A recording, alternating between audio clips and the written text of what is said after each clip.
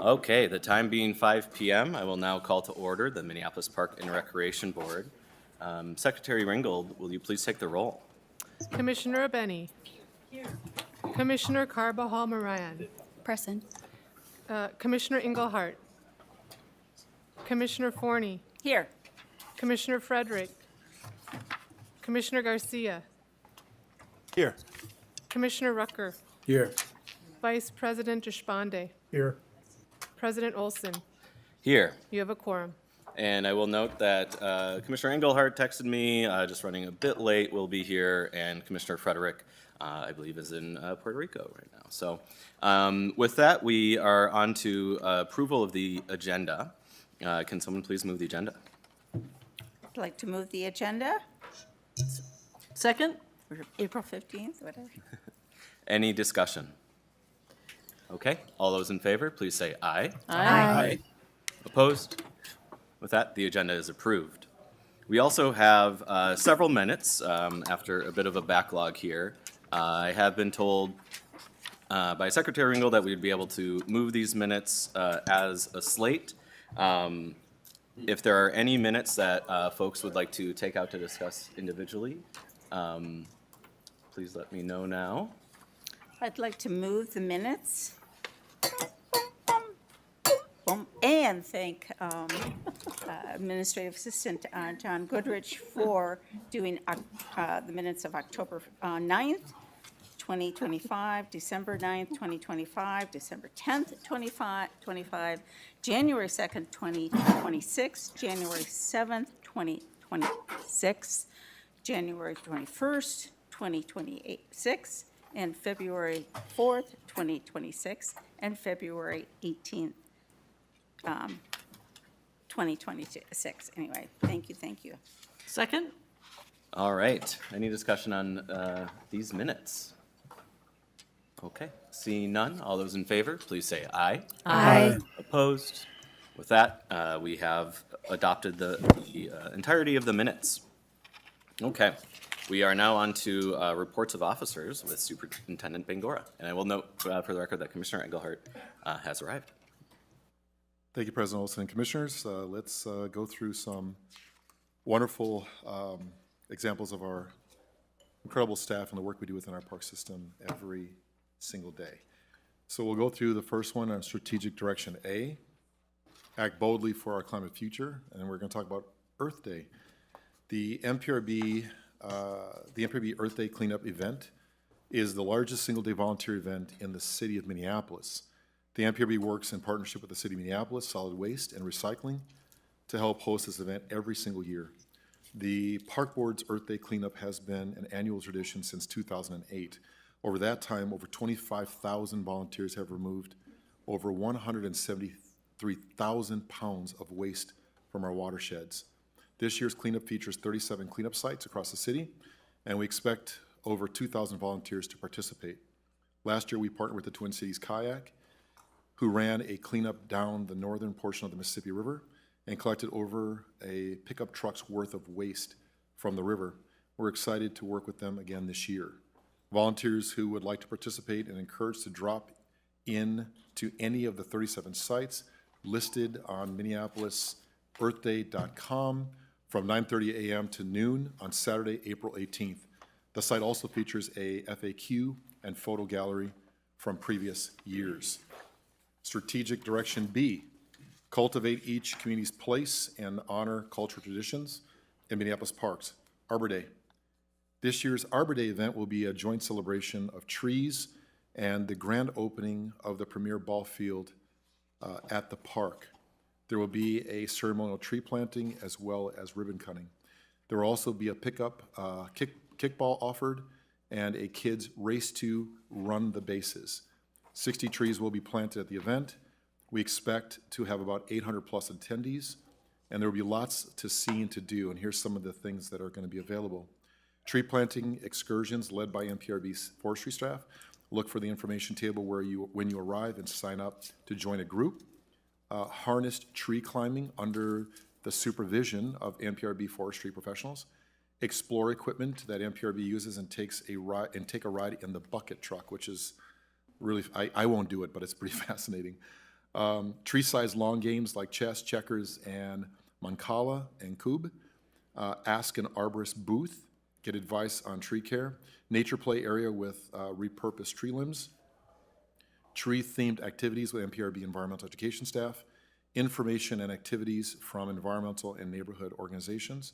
Local food trucks, KCM egg rolls, Cafe Cairo, Olivia's authentic Mexican food, and more, and they're all delicious.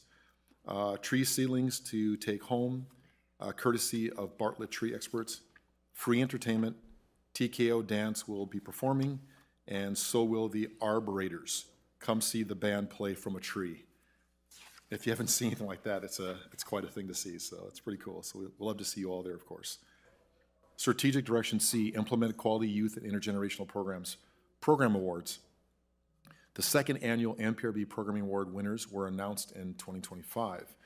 Most Hustle Award recognizes MPRB programmer or programmers that went above and beyond the 2025 to provide an outstanding activity or event. The award is for the programmer or programmers that did the most with skills like grit, grant writing, partnership, development, overcoming obstacles, determination, creative marketing, new technology, and innovation. Winners: Connor Burke and Haley Clements, Youthline, for the citywide Youthline Summer Adventure Series, receiving 3 nominations from their peers. Congratulations to them. Most Impactful Program Award recognizes the 2025 MPRB activity or event that made significant impact on a participant or community. The impact could be many things, including attendance, outcomes, effect on participants' life, revenue, and community impression. The winners are Aileen Dreyer and Michael Schramm, Spark Studios, for the Spark Studios Creative Entrepreneurship Youth Employment Program at the River Hub at Graco Park, receiving 2 nominations from their peers. Congratulations to both. They did amazing work. So winners receive full license to gloat in 2026, the Golden Clipboard Traveling Trophy, which is highly coveted, the official certificate, and a distinctive MPRB swag that they wear proudly. Nominations are scored by committee members and then averaged.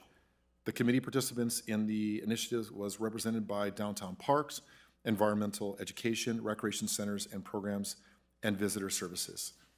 So congratulations to all of them and their wonderful work and commitment to our community and our kids and our programs.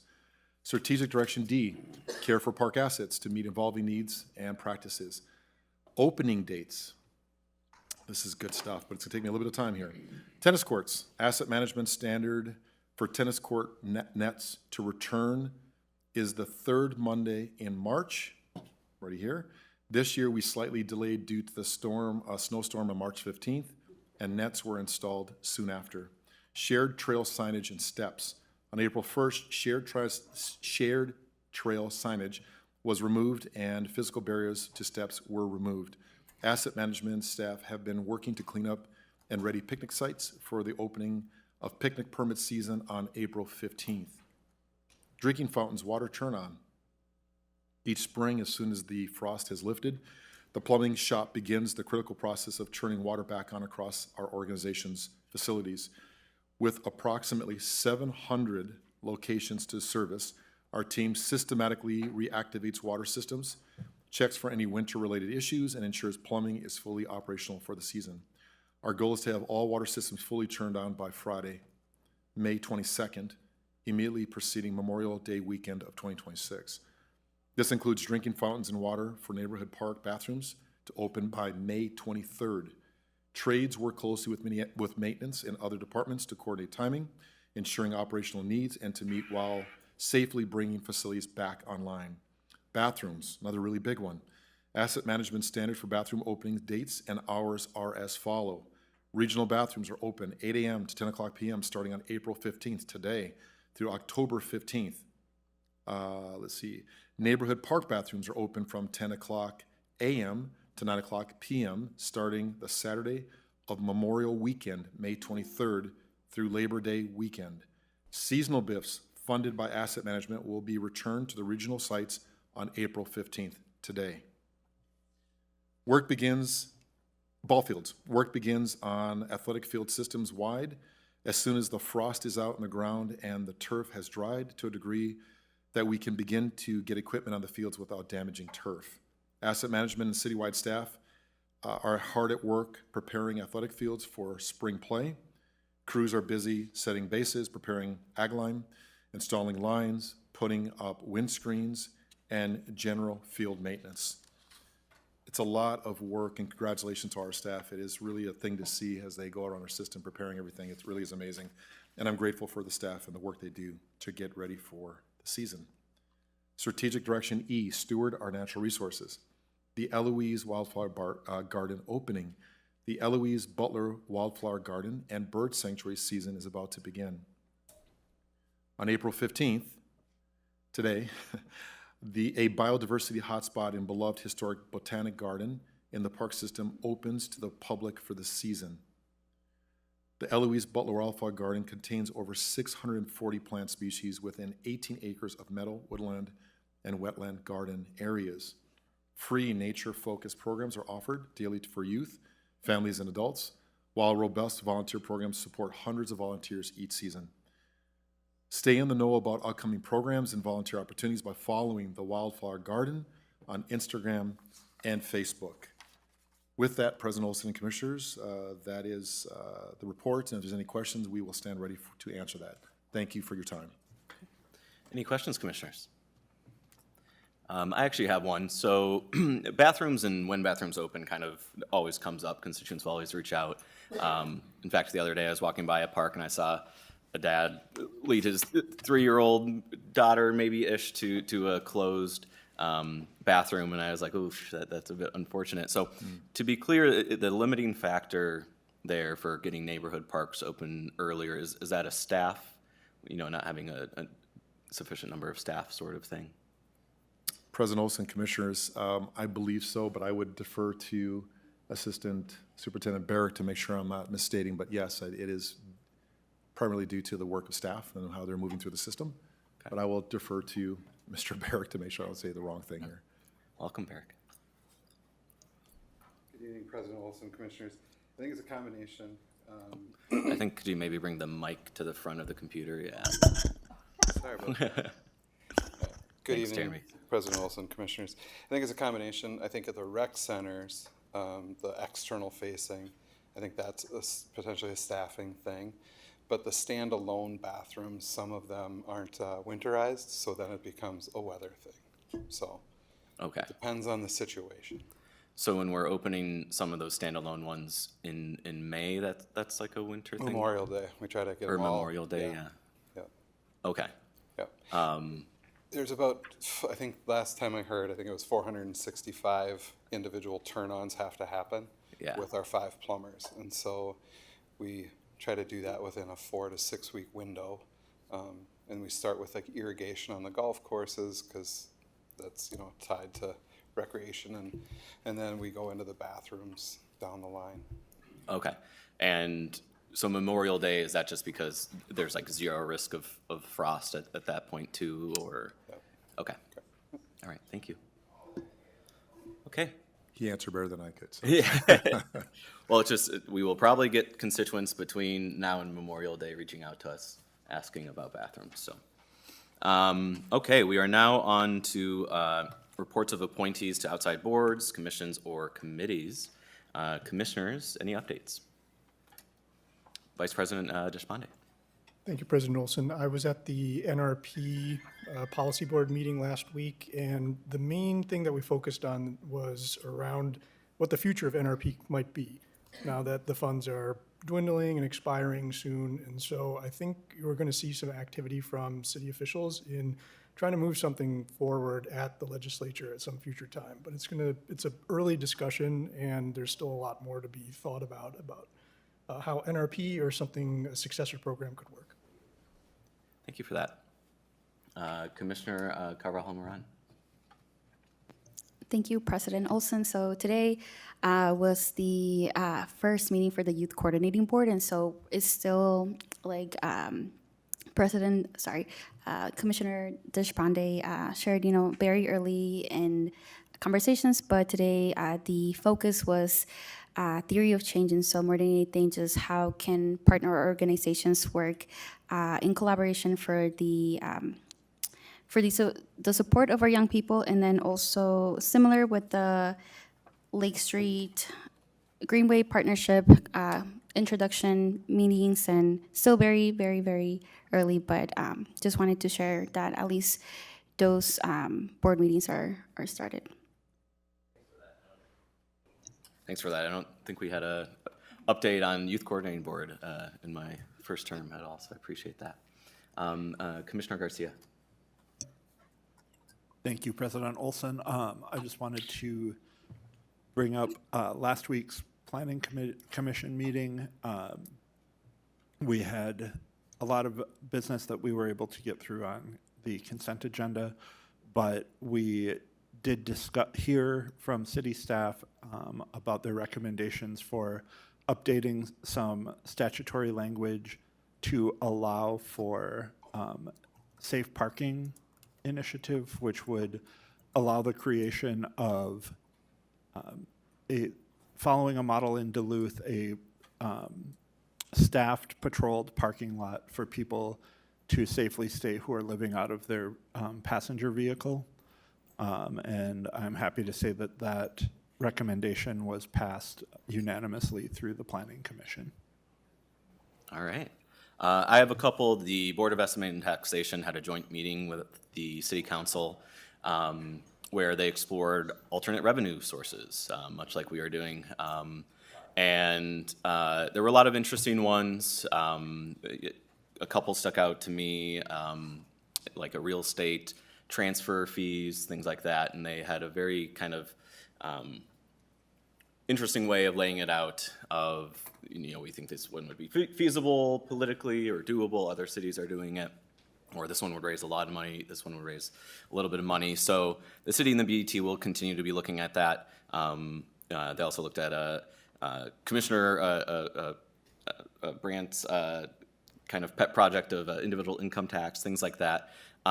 So while these funds, perhaps we could find a way to, get these revenue sources to be shared with the park board. Generally, they would be going to the city's coffers, but the more that the city is able to raise and be kind of financially stable, perhaps the more that they would be willing to meet our levy requests and things of that nature. So it's good to know that kind of on all fronts we're looking at ways to improve our financial stabilization.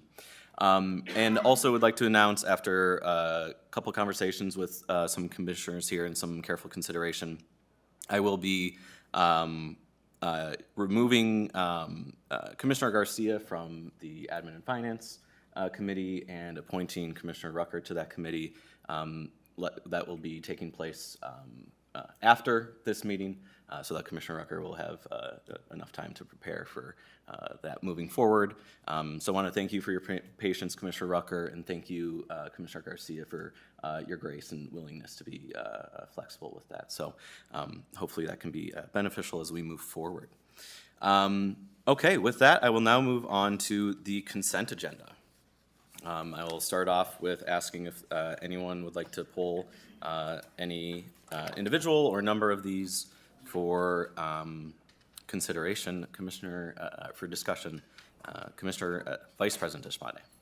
I'd like to pull 2026-56 and 2026-72. Okay.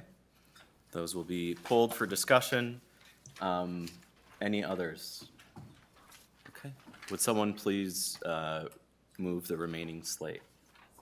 I'll remove the agenda as a slate. Okay. Minus 72 and 56, sorry. Okay, thank you. I will second. Sorry, can I pull for discussion? I'm just trying to find it. Yeah. It looks like Commissioner Carvajal-Moran would also like to pull one. I'd like to pull Resolution 2026-56. Okay, we will exclude that one from the slate as well. 56? That's already, that was already. Oh, okay, Okay, yeah. wonderful. All right, all those in favor of approving the remaining slate, please say aye. Aye. Aye. All those opposed? Okay, with that, the slate is passed. I would now ask for someone to move one of the polled resolutions. I'll move Resolution 2026-56, resolution approving the purchase of one 2027 Century Industries MSMHP 1628 Showmaster mobile sound stage and equipment for a total expenditure of $235,000 and $235,216, utilizing HGAC contract PR 1120A09. Is there a second? Second. Okay, on to discussion. Commissioner Carvajal Moran, you're first up. Yes, so I just have a few questions about the stage. I'm just curious, how many stages does the park board have? Is it just one?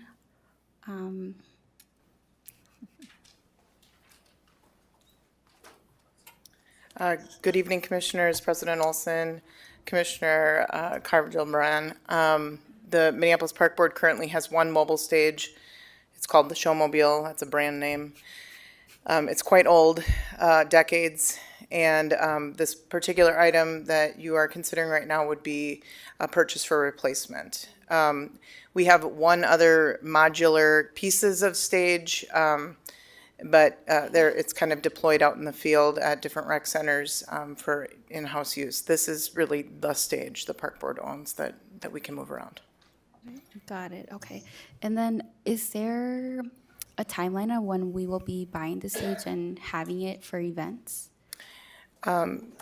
President Olson, Commissioner Carvajal Moran, the purchase of this stage, if this moves through consent this evening, would happen. And over the course of this year, we've been working with vendors, shopping around, and we would receive it by spring of next year, so we'll be able to use it for the 2027, gosh, that's weird to say, 2027 event season. Okay, last question, and then I'll pass it over. And then with the one that is going to be, with the one that we have now, is there any plans to, I mean, I know reading from it, I mean, it's outdated and it has failing components, but is there a plan for this stage? Will it be recycled, or will it be, I don't know, gifted to community? Just curious on that plan. President Olson, Commissioner Carvajal Moran, per park board policy or procedures, we would likely put this up for auction.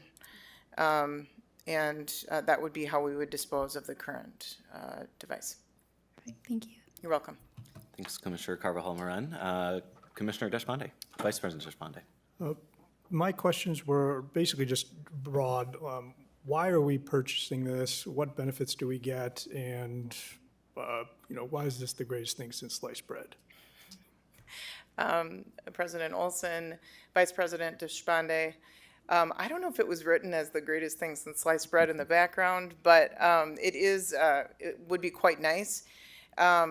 Currently, we are utilizing our current Showmobile not only for in-house produced events, so not just the community events that are put on by the Visitor Services Community Events Team, which do kind of more flagship events of the park system, but also for our neighborhood festivals and other smaller events that happen within our neighborhood park facilities.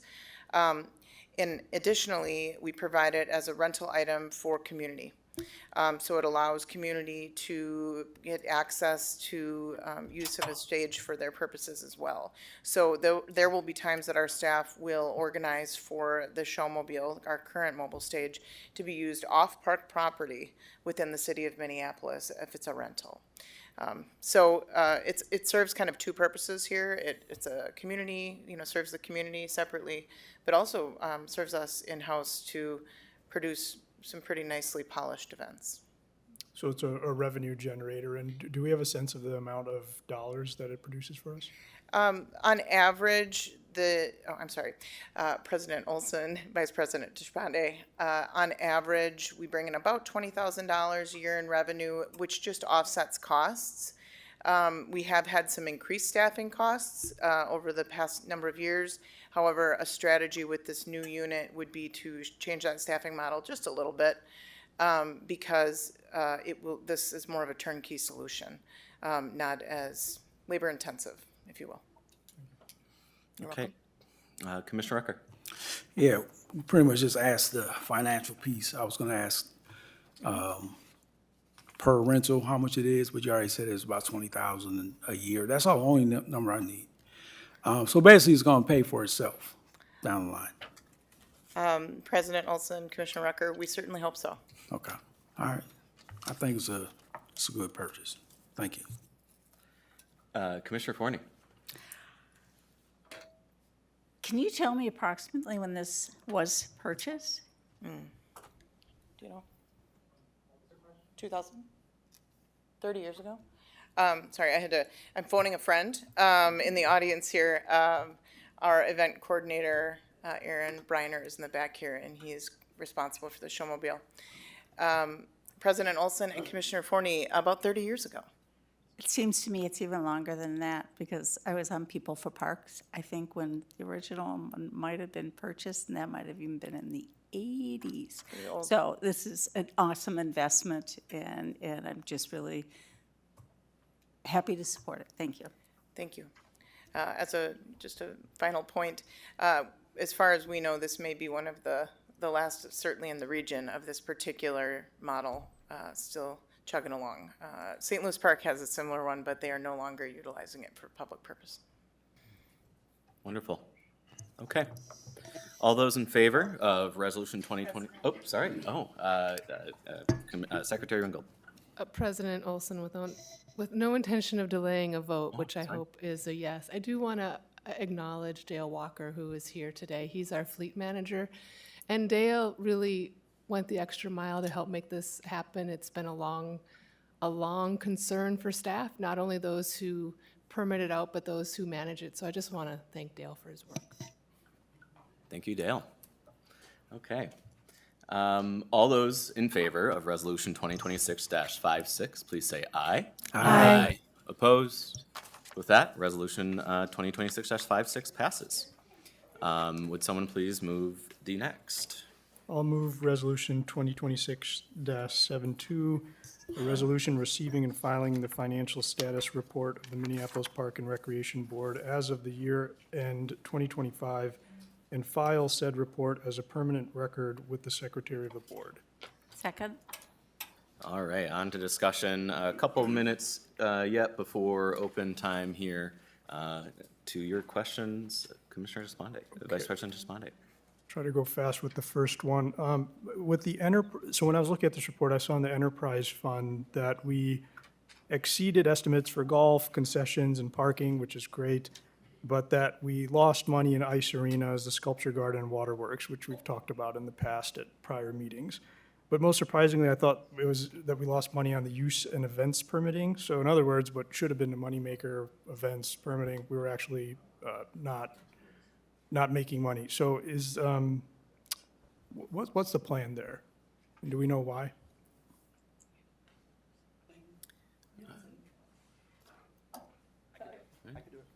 Shane Senzel, welcome. President Olson, Commissioner Deshpande. So use and events kind of ebbs and flows a little bit based off of people wanting to use our parks. The reason it went down, decreased a little bit last year is we lost 3 events that were they weren't annual events, they were one-time events that came into town, large concert, large run. So you might see some ebb and flow year to year based off of large-scale events coming to town, which we love to host, we'll take them, but they might be just a one-off. And so last year, that's what we saw was we had 3 larger events that were one-offs. Now, I can happily report that this year, in 26, we have 3 larger events coming back. So you'll probably see an increase this year. Commissioner, Vice President Despondé. And so the costs associated though with the permitting, it seemed like our expenses went up. So do we see that changing? It is 5:30. Julie, I'll let that answer perfect in your mind and move to open time. Okay, open time rules. Thanks to those of you who have come to speak during tonight's open time. The board's open time rules are as follows. I will call on people from the speaker list only. Names are added to the speaker list by calling in before 3 p.m. on the day of the meeting or by adding it in person at the board meeting before 5:30. The time allotted for all speakers shall not exceed 15 minutes. We have 8 speakers, so I will allow 2 minutes per speaker. Time may not be transferred to someone else. Please watch the timer and stay within your allotted time. This is an opportunity for you to address the board. We are listening but will not respond. That said, please don't hesitate to contact any of the commissioners for dialogue and further discussion. To protect the privacy of individuals, please refrain from commenting on specific personnel issues or pending litigation. Discriminatory or harassing words directed at anyone will not be tolerated. Each speaker is asked to state their name and address, First up, we have Gary Spears, followed by Chuck Hill. Welcome, Gary. Yep, Gary Spears. So I was just talking about the former Sibley Park, which I'm bringing up. Was on that for over 4 years, getting the name removed and transferring the name over to Strong Hearted Women in Dakota. And so last time we had met with anybody from any organization from within this Park Service here was like October, and then we haven't heard anything on if we have been, any of the people on a petition have been contacted, and then where anything's next. So we kind of left out of any type of communication. All kind of went dead after October on what's the next move or when's the next meeting about deciding the name now that the former Sibley Park and 40th Streets Park there is taking place. So lately at my profession, I've been working at Sanford Middle School, and we've been working on a grant, and we've been in communication with the 40th Street Park with to do a mosaic for the Strong Hearted Woman as an art piece, not actually changing the name. And another topic I'd like to bring up is that the dog park, we were trying to find information on who runs the dog park that's next to the Coldwater Springs area, because the sacred site, which goes all the way down for us Dakota people, goes all the way down to the river, regardless of jurisdictions. But the dogs do tend to come into the sacred site and use the bathroom frequently in there and kind of ruin the area, use the bathroom as they please with their dog owners. And it seems like there's no, I guess, problem with it, or I don't see anybody having a problem with it. But we as Native people do have a lot of problems with the dogs using the bathroom as they please. Coming into the Coldwater Springs area, and then that also just being a sacred site and being Dakota land. But that's what I had to say today. Thank you, Gary. We now have Chuck Hill, followed by Mike Tate. Welcome, Chuck. Good evening, members of the Park Board, Superintendent Al Bangora, and community members. My name is Chuck Hill. I live in Brooklyn Park. First, I'd like to thank you for approving the plaque at Hiawatha Golf Course, recognizing its historic significance. I golf there with about 50 or 60 other African-American men on Tuesdays, and the acknowledgement really means a lot to this community.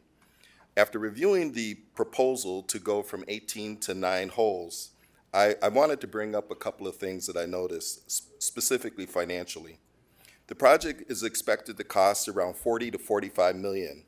At the same time, we've heard a number about $200,000 a year in net revenue after the redesign. That $200,000 is not what the course makes today. If the $200,000 number is achieved, it would take decades, well over 100 years, to recover $40 to $45 million investment. We need to be clear, this is not a financial return, it's a long-term cost, and that matters. Now, beyond the financial side, let's talk about how it changes the land. The plan converts 70 acres into wetlands, and today, under the new plan, much of it becomes water management space. So the question becomes, are we creating more usable space or less? Then there's a core issue we're trying to solve is water.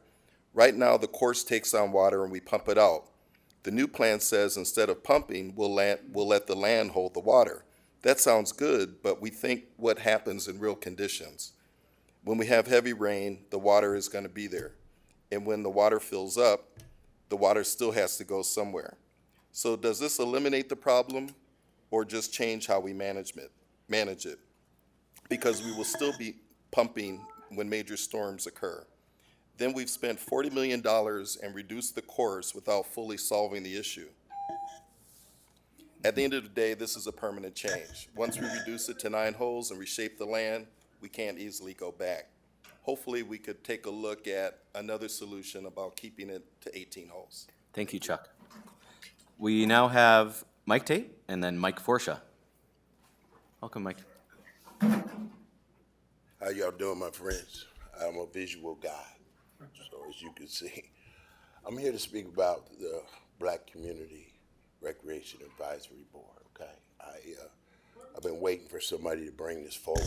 We keep talking about it and nothing's getting done, and I look to all my friends who are up there to start this process. We continue to meet with other folks who don't know my community, okay? They haven't invested the time that you or I have even. They just show up and want to act like they know our children.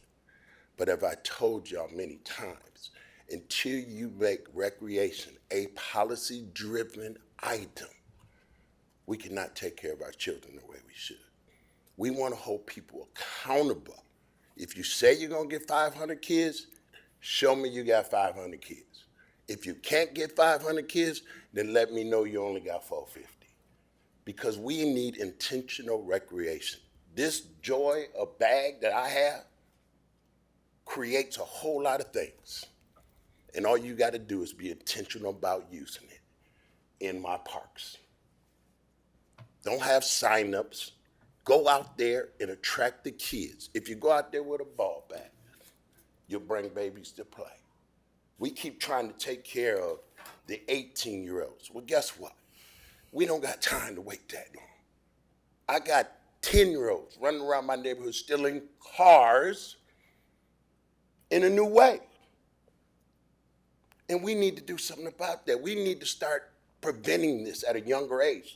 I'm just gonna keep it 100. We gotta go back to 6, 7-year-olds and build from there. And then create the team that we know about or know the family. What I don't want to happen is this. And I carry him because I know what this means. This happened to my son. And it's the reason why I continue to do the work that I do to help all of us. Thank you, Mike. Create a valuable system that works for all of us. Thanks, Mike. We now have Mike Forsha and then Cindy Wilson.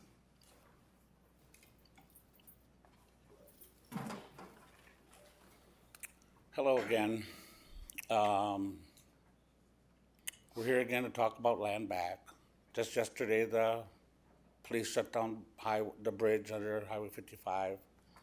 Now they're all sitting next to the shelter on 17th. I've called a couple of you to have you come down, take a look, no response. But you're talking about golf course, 18 holes. I like to think I was part of shutting that thing down to 9 holes and keeping it a 9-hole. And all these guys going around putting this little tiny ball, little tiny hole. All this money, 45 million, and we have homelessness, where we can put little tiny homes to put my people in. What's going on in Gaza right now, do you applaud that? Do you applaud what the Zionists are doing in Gaza? We had our own Zionists here, those Pilgrims, Pioneers, and Settlers. Extreme white Christian terrorists. That's what they did. They're going to be planting parks in Gaza. And can you imagine Palestinians sitting on the board saying, oh no, we don't want land back.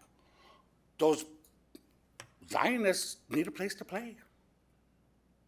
My people are dying in the street. How many times do I have to come back here? We're still waiting on the name change for a park, for heaven's sakes. Every time Andrew Jackson Park, that name is up there, that's like Hitler Park to us. I guarantee you, one of these days, you're going to say, the sign's gone. They came and took it to a ceremony over at Fort Snelling and burnt it. because that's what we're gonna do. It's exactly what we're gonna do. How many times do I have to come back here? How many times do I have to beg? I don't hate you people. I don't hate anybody. Thanks, Mike. But we need something. You know, I got 10 acres of my own land on Bad River. I'll give it to you. Let's switch. East Phillips is only 6.5 acres. What do you need? Thanks, Mike. Cindy Wilson and Brenda Hope? Brenda Hope, maybe?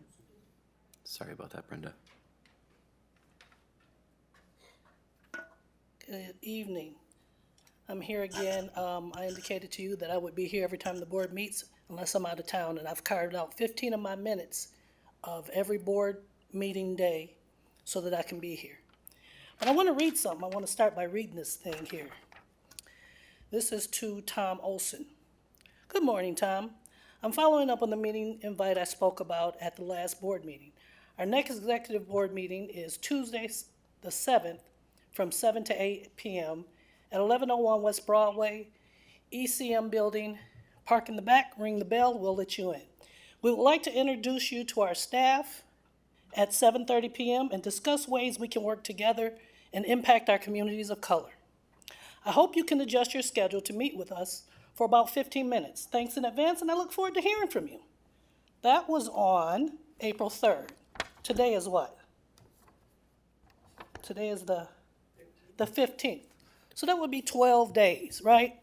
Now, I know when I used to work for the park board, we had to respond to the community within 48 hours. I don't know if that's still the same way or not, Al, if you guys changed it or what. We had to respond to the public within 48 hours. It's been 12 days. That's a missing persons report. You look live and healthy to me, got your little t-shirt on, popping, little curls in your hair, look like you took a little time before you came to this meeting. But what I get from this letter is kick rocks. And I came here before and I said, we can be allies or enemies, but just let me know. I said, we work in mediation and being allies. But when you do stuff like this, you let me know this is not about the community. You're not interested in doing the community. You're interested in doing you. And I was really hoping that you did respond just so I could really change my thought, my perception about you, but you didn't, which lets me know you're not about community. You're about putting feathers in your hat, just like I said when I first came here. But I wanted to give you the benefit of the doubt. So since we're enemies, that's fine. Now I know how to fight. And I want to say to the rest of the board members here, this is who you have for your president, who's representing you. Somebody who doesn't get back to the community, your constituency. So thank you for helping me kick rocks, because that's what I know how to do. And I know how to fight, and I do it very well. Please believe me. So we're not supposed to respond. One more thing. You deserve an applaud, brother. You've been here since I've been working here, fighting for these babies. And what you're seeing now is these kids showing up at Crystal Park, at Brooklyn Park coming up. These kids are going to come to your parks, and guess what's going to happen? They're going to make it destructive for you because we've taken recreation out of parks and recreation. People don't want to do the work anymore. They want the pay, but they don't want the work.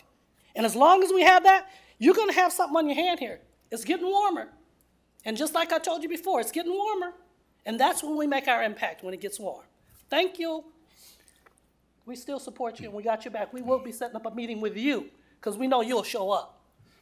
Thanks, Cindy. We aren't supposed to respond, but I don't have that email in my inbox. I would be happy to meet with you. In fact, I've been having conversations with Superintendent Bangora of doing that very same thing along with Commissioner Rucker. And so I don't know. We can check after, and we can.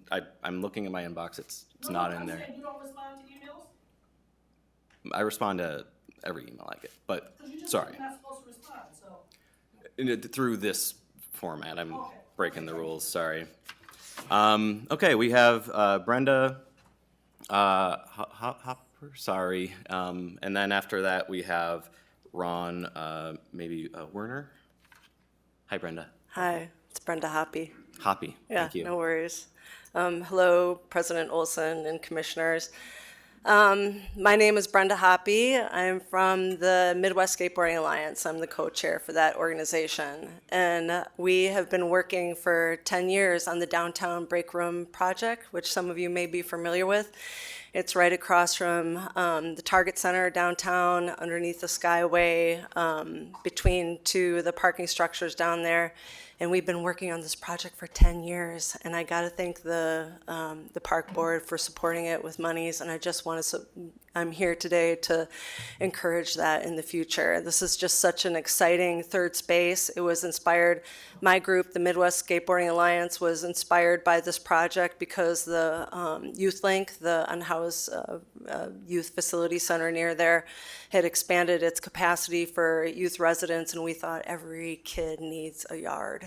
So we were really inspired by bringing this project into our hearts and minds. It is a great third space. It's a place that is welcoming to youth, but we've also found in expanding it and working with our partners, public and private partners, and the park board and MnDOT, that there's a lot of promise to this little pocket park. We've got art projects, we've got seating. It's an amenity for anybody downtown, coming downtown, because right now it's just a scrubby little vacant lot that's in the locus of a lot of the criminal activity downtown. So this is an opportunity to activate a space that's on the staircase of the theater district and the Twins Stadium. It's an opportunity to test, I think the financing is a low bar, so it's an opportunity to really bring something exciting and activate it into the downtown neighborhood that's an amenity for a lot of people. I want to thank Emma Pachuta. She's been an amazing partner for us throughout this process, and she's the kind of person that keeps us going after 10 years. Thanks, Brenda. Okay, we now have Ron Werner and then Darwin Dean. Welcome, Ron. Good evening. Ron Werner. I live on the west side of Cedar Lake, 34-year resident. The southeast shoreline of Cedar Lake functions as an extension of adjacent residential properties on public parkland. There is no continuous public pathway. Public access is unclear and effectively obstructed. The parkland operates in practice as private yard space for residents of Park Lane whose yards abut parkland. Are we to assume this is the reason Theodore Wirth and the park board acquired this parkland in 1933 for private patios and private docks for use for Park Lane residents only? Trustees have a duty to defend public assets against private monopolization of parkland. Community engagement cannot override fiduciary obligations. Opposition from adjacent homeowners at Southeast Cedar Lake cannot determine the scope of public access to public land. Community engagement is intended to broaden access, allow underrepresented voices, and improve equity. It is not intended to legitimize the preservation of private privilege on public land. Yet this is exactly what occurred in the Cedar Isles Master Plan. Trustees cannot preserve privilege. They protect shared resources for public use. Public parkland cannot be governed by who lives next to it. It's time to stop facilitating privatization and begin restoring public ownership. A park board mission statement: the park board dismantles historic inequities in the provision of park and recreation opportunities for all people to gather, celebrate, contemplate, engage in activities that promote health, well-being, community, and environment. Let's do that. Thank you. Thank you, Ron. Darwin Dean. Welcome, Darwin. Hello, Commissioners, President Rucker, Superintendent Bengora, Council Rice, new commissioners. Meg, how are you today? Recognizing the fact that Hiawatha is more than just a golf course where people come and gather and hit a little white ball. Hiawatha represents a rich history in civil rights. It represents where people of color and I don't mean just African Americans, I mean people of color, could come and enjoy the greater outdoors, and it just happened to be a golf course there. Then a man named Solomon Hughes showed up in 1942 and couldn't come in the clubhouse. Clubhouse today is named, of course, Solomon Hughes, because there was a civil rights effort to change things, and that happened in 1952, which you might say, that event put Hiawatha Golf Course on the map of historical places. And the gentleman in this picture play every Tuesday. It's called the Old Negro Golf League. We come out, we have a high level of camaraderie because we can talk about the past and everything in the future. But before I go, I want to thank you for allowing the Bronze Foundation to sponsor signage acknowledging Hiawatha being on the National Register. And these gentlemen here in this picture also thank you for Solomon Hughes and doing the right thing. Thank you for your attention, and we hope you maintain 18 holes of golf at Hiawatha Golf Course. Have a wonderful day. All right. Thank you, Darwin. Okay, that now closes open time. Julie, to you to respond to Vice President Desponde's question there. Indians, Mexicans, it should open it to everybody. Oops. That's gonna stay in that hole. Go ahead. I guarantee it. Here, we're back. I believe the question was from Vice President Deshpande, is that right? About use of event permits Yeah, budget?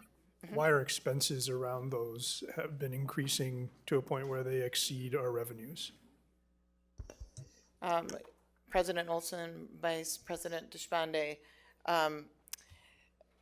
Julie and I took a look at the budget while we were sitting in the crowd here and confirmed what we had suspected, which is actually there's one area within the annual budget that is 115% higher than it was the previous year. Just one line item, and that is the extra duty sworn policing fees.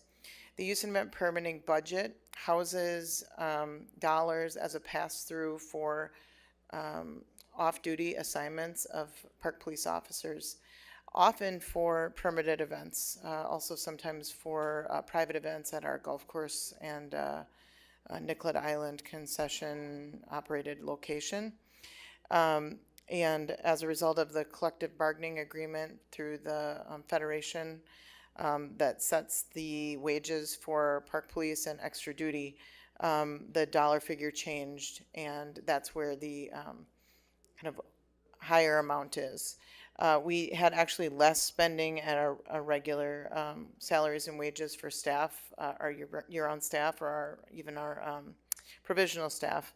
However, if you'd like, we can isolate the entire budget, removing that line item as it is a pass-through, and better provide you with the kind of narrative of the expenses and revenues for the use and event permits budget. If you're interested, we just would have to do that, after this meeting. Okay, yeah, I'd be interested in that. Vice President Deshpande, Secretary Ringgold, did you have anything to add? President Olson, Vice President Deshpande, I just wanted to emphasize the fact that that's a pass-through. We pass the charges for the extra duty officers on to the permit holder. That isn't, so that's not something that we necessarily budget for. We just pass it through, but we have to show it within our revenues and our expenditures. Okay, that's great clarification. Thank you for that. So my second question was around our minimum fund balance, and our financial policies require 5% of expenditures for the general minimum fund balance, and we didn't hit that mark in 2025, so we're $716,000 short. What does that mean in practical terms for us as an organization and any things that us as a board have to do? President Olson and Vice President Deshpande, the fund balance reserves are our emergency funds. So if there is a storm or a tornado, we have to remove trees. If there's flooding, those type of things. It has also been used historically when we've had funding issues. So when we talked about the Great Recession and the state cutting local government aid during a current budget year, it acts as our buffer for those type of things. So our having to utilize fund balance over the last couple of years because our property tax collection rate has been impacted by all the court cases around the commercial property in the downtown area. That's a use of this fund balance. And as a board and as staff, we need to work to build it back up. And we have been doing that over time. And so this is a point where we're building it up. And we have left positions vacant longer in order to have savings in the current year or in 2025 in order to build that fund balance back up. So we're still $700,000 below. In 2026, we reduced the budgeted property tax collection rate to 98%. So that will help on the revenue side. But we are also, again, holding positions vacant a little longer in order to make up this $700,000 that we need to make up to get us back to the 5%. Okay, thank you. And my last question was around our workers' comp fees. So I read in a different document that we have been spending an average of $1.7 million per year on workers' comp. And the prior board in Resolution 2025-230 added an extra $1 million to help this board effectively cover it, which I think is a wise move. But I guess what my concern is there anything further that this board needs to do now to continue to contribute to the workers' comp fund, given rising costs? So President Olson and Vice President Deshpande, we, in our next budget session, will have a conversation around our financial projections for the next 5 to 6 years. And what's happening in the workers' compensation realm is that the payments for the particular losses or the particular injuries, they hadn't been increased for many, many years. And those now have been adjusted for inflation and increased. And so our expenses are increasing. And during this budget process, we will be looking to increase our worker comp rates that we are charging to departments in order to cover those added expenses, because we have to maintain a level of reserve balance that is actuarially determined, and that reserve is also increased this year during this current audit, and so we will need to increase the rates that we're charging to our departments for workers' compensation. Okay, thank you. Okay, further questions? All right, seeing none, all those in favor of Resolution 2026-72, please say aye. Aye. Opposed? All right, with that, it passes. We are now on to Planning Committee.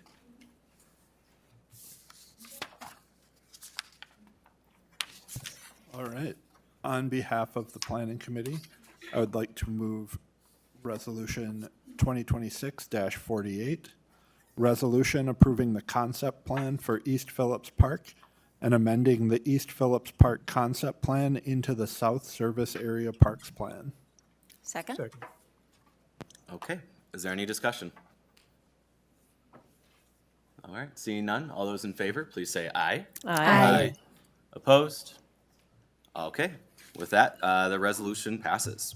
On behalf of the Administration and Finance Committee, I'd like to move Resolution 2026-42, a resolution approving a new lease agreement with Change, Inc., leasing space for 14 months at Luxton Neighborhood Recreation Center located within George E. Luxton Park. Second? All right, is there any discussion? Seeing none, all those in favor of our resolution 2026-42, I think it's a roll. This is a roll call, of course it is. Sorry. That's my bad, I should have seen that. All those, Secretary Ringgold, will you please take the roll? Commissioner Abeni, Aye. Commissioner Carbajal Moran, Aye. Commissioner Engelhardt, Aye. Commissioner Forney, Aye. Commissioner Frederick, absent, Commissioner Garcia, Aye. Commissioner Rucker, Aye. Vice President Deshpande, Aye. President Olson. Aye. You have 8 ayes, 1 absent.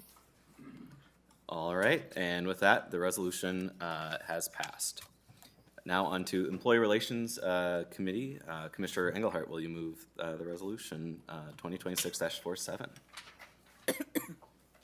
Yes, pleased to move Resolution 2026-47, and this is moving towards, I think this is a very important move for the Park Board on a Labor Relations Director position in the Labor Relations Department here. So, pleased to move that.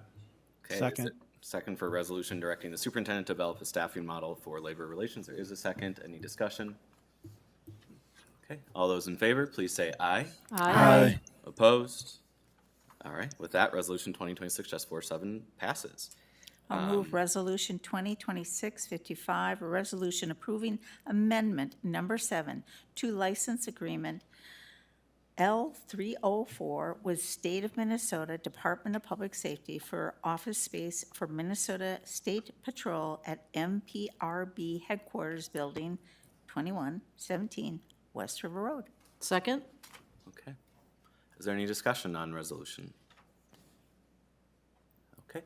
Seeing none, all those in favor of resolution 2026-55, please say aye. Oh, is this sorry, roll call. Secretary Ringgold, please take the roll. Commissioner Abeni, Aye. Commissioner Carbajal Moran, Aye. Commissioner Engelhardt, Aye. Commissioner Forney, Aye. Commissioner Frederick, absent, Commissioner Garcia, Aye. Commissioner Rucker, Aye. Vice President Olson. Aye. Sorry, Vice Oh. President Deshpande. President Olson, Aye. pardon me. You've got 8 ayes and 1 absent. Okay, with that, resolution 2026-55 is passed. All right, we are now on to Commissioner onboarding, Deputy Superintendent Ringgold. And we'll also note, Commissioners, we do have a time certain at 6:30 for the Planning Committee. Secretary Ringgold.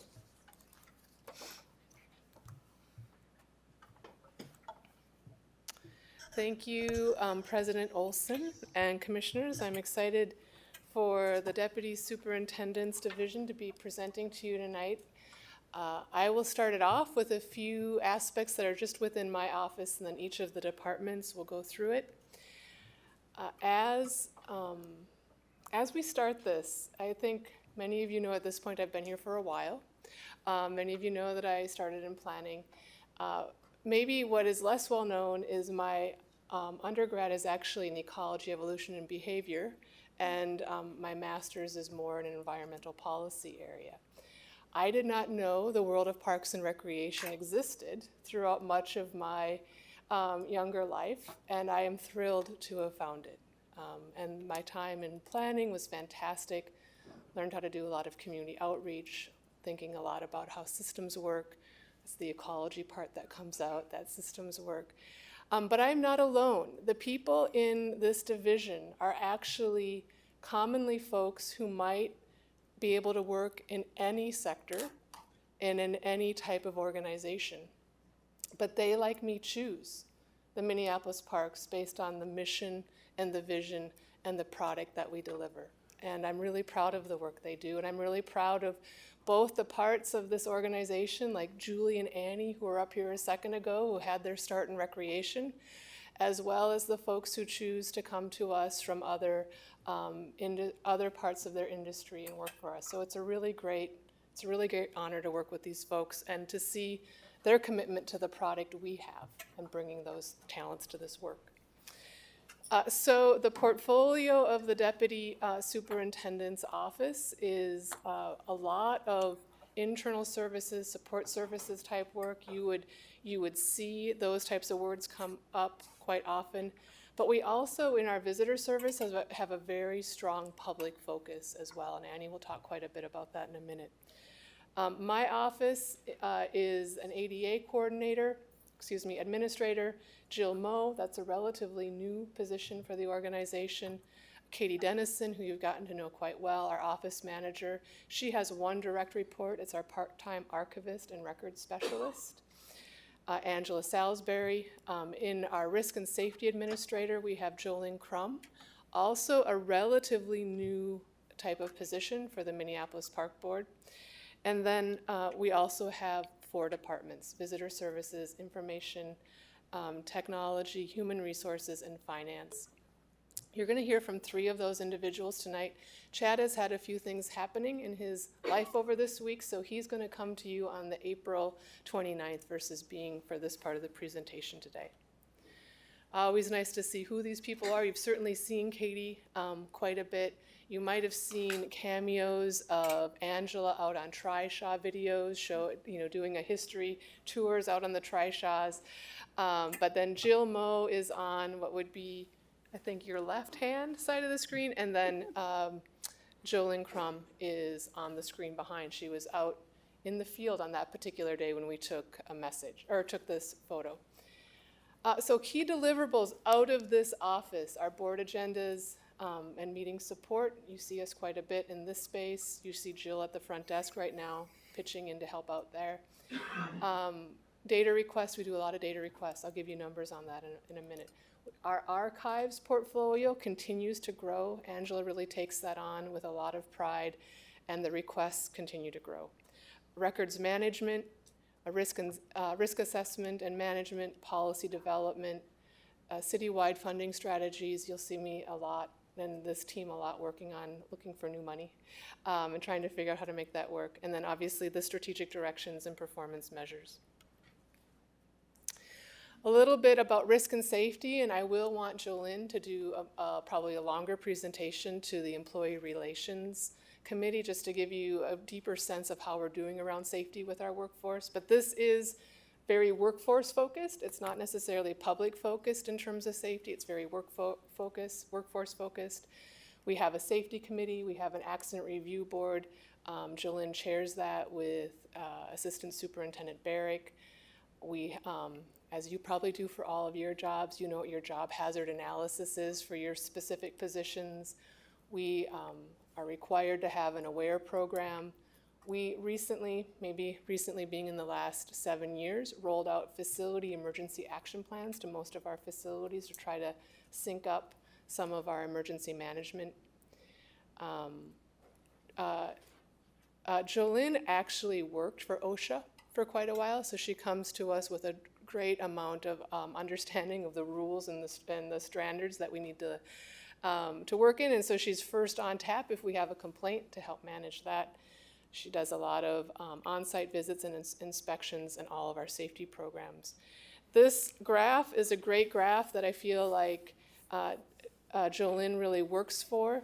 You know, PPE, kind of the most uncomfortable part of anybody's workday where they have to wear special extra devices.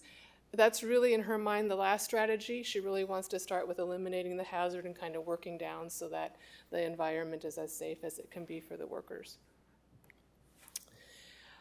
Moving on to ADA, Jill Moe, she will likely come probably more to an admin finance meeting at some point and give a study item. She's working on our ADA action plan, our ADA transition plan.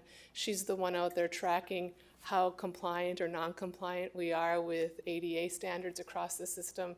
She collaborates with folks in all departments, all work groups, in particular planning. She spends a lot of time with planning. She spends a lot of time with therapeutic recreation. She's been spending a lot of time on website updates recently because of some new standards that are rolling out. But she also coordinates with the city's ADA office. Since I had a graph for Jolynn, I want to share one for you as well. This kind of, I think, does a great job of Jill's philosophy. Jill really, in a similar way, wants to think about the geographic level of service, infrastructure, good communication, program infrastructure, inclusion services and support, and really trying to get to that central theme of belonging and participation. Highlights for 25 to 26. We're going to get those strategic directions and performance goals done. Last year, just to give you a sense of numbers, Jolynn put out 85 safety tips. Just to give you a sense of data request, last year we had 91. We're already up to, actually I just saw 42 come through. We're already up to 42 for this year. This next one gives you a sense of the archive request, 191 in 2025. We're already at 35 for 26. This is internal and external. I will tell you, our archivist has been helpful in saving us millions of dollars at different times, and I know Council Rice will speak to this, able to find insurance policies or other things that have been able to help us in many ways.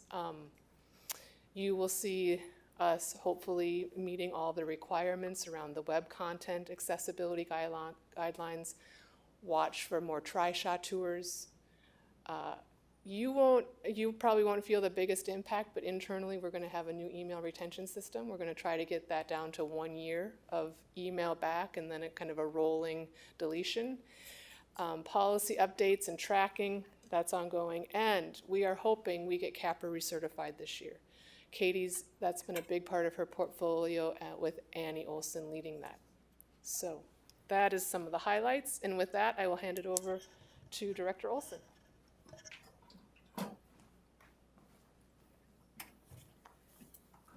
Good evening again, Commissioners, President Olson.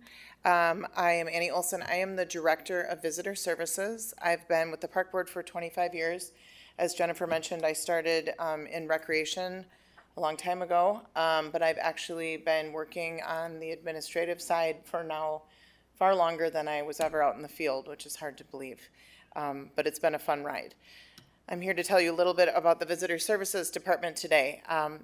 This is an overview of our department structure. You'll see the Director of Visitor Services, that's me, and then all of the functions. And in my next slide, you'll be able to put faces with names. But we have a number of functions that have come together, and really this department has morphed and grown over the years to the point where we needed to change our name to Visitor Services because we used to be customer service as a function of another entity of the agency, and things have come together in a different way.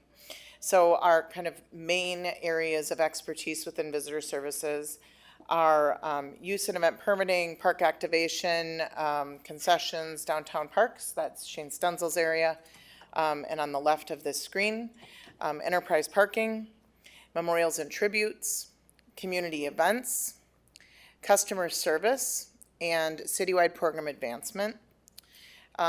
This is actually snips from our PB internal, our intranet page for our department, and you'll see, similar to Jennifer, I have some functions that are kind of one-person shops, and those directly report to me. So at the top here, Colleen Dillon is our memorials and tribute specialist.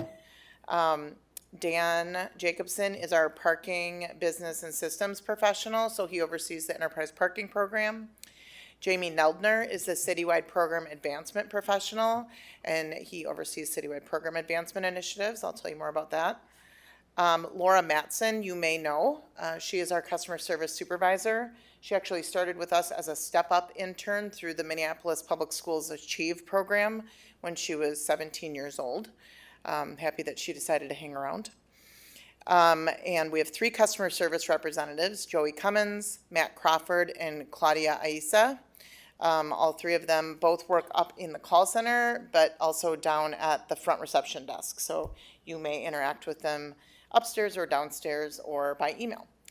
Our community events team is comprised of Jessica Anderson, who is the community events supervisor, Aaron Briner, who was here earlier, and Brian Garrity, who are our event coordinators, and Garen Turner and Tim Dumas, who are our event technicians, and they are broadcasting this board meeting right now, sitting in the next room. And finally, Shane's team that I mentioned, Use and Events, which is citywide park activation and enterprise development. So Shane is the manager of that group. Keith Bites works in that group as a permit specialist. Evan Vanderzeel is the administrative assistant that supports the initiatives of the group. Christina Anderson is our downtown recreation supervisor. Audra Peary and Ashling Reynolds are the event coordinators that support downtown. And then we have 2 certified front desk staff that help to support continuous operation of the 2 park buildings that this team runs, which are Graco, the River Hub at Graco Park, and the Waterworks Pavilion. So Catherine is at Waterworks and Sierra is at Graco. So in general, the Visitor Services Department provides management and support of visitor relations, citywide events, including the Music and Movies series, regulatory and event permits, concession contracts, downtown recreation programming, enterprise parking, tribute, tree, and bench program, and the advancement and evaluation of programming for the entire organization. When you break it down by function within our group, the customer service department really is kind of the heartbeat of the park board as far as information is concerned. They provide both internal and external customer service. By internal customer service, I mean they will help and triage any type of question that staff have, that commissioners have. They will help people find the right people. So if there's ever a question that comes your way that you don't know the answer to, send it to info@minneapolisparks.org. Laura and her team will make sure it gets to the right people. They do this all day. They know the right people to get things to. So they're a great help. So I would highly recommend leaning on them if you ever have questions. They also support activity registration. So on those large registration days when we open up activity registration, they are on the phone, basically never putting it down all day. They are helping people through those transactions day in and day out, as well as facility reservation payments. They provide support on phone, email, and in person. They issue and kind of manage the issuance of the pay and print type permits that we do, like picnic use, parkway use, portrait photography, annual parking permits, contract parking permits, and off-leash permits for our dog parks. They also are kind of the concierge of the headquarters reception space and coordinate space within the building. So they help to keep things shipshape. Then we have the memorials and tributes function and citywide program advancement function. Those are both one-person shops. Memorials and tributes is kind of straightforward. You'll see benches and trees in the park system and that have placards dedicating to important life events or people. Colleen Dillon is our part-time professional person who operates that program, and she does an awesome job. If you have not had the chance to meet her, I hope you get the opportunity. Jamie Nelder, also an amazing person doing amazing work, oversees programs or citywide program advancement. This is a newer function within the agency, but he is really kind of overarching, assisting our programmers across the agency in systematically providing their offerings. So we have programmers in recreation division, in the environmental division through environmental ed. We have programmers within the visitor services department. So programming for our public is not just offered out of rec. And Jamie comes from the recreation division. After 30 years working in this agency, he's got a great understanding of how things work and has helped us to roll out program standards, activity registration standards, and how we use our recreation management software in the same way with keeping the customer at mind and what their experience is. He helps to guide selection of recreation management software and then the long-term implementation and use. He is taking lead on program evaluation projects that are budget actions of this board, as well as the volunteer program budget action item that Jennifer, our Deputy Superintendent Ringgold, is leading. Jamie is taking some great leadership in that work as well. So really kind of a citywide approach in how we offer programs and how we provide a good customer experience. I've mentioned, and we've come back and forth through this use and event permit function this evening, as well as concessions. So when we talk about concessions, we're talking about any of those contracted vendors who are helping to activate our regional park spaces largely. You're going to see a number of vendor agreements come forward to you this evening in this space. Mintahoe Catering and Events, who's operating Nicollet Island Pavilion, is one of the examples of a concession contract.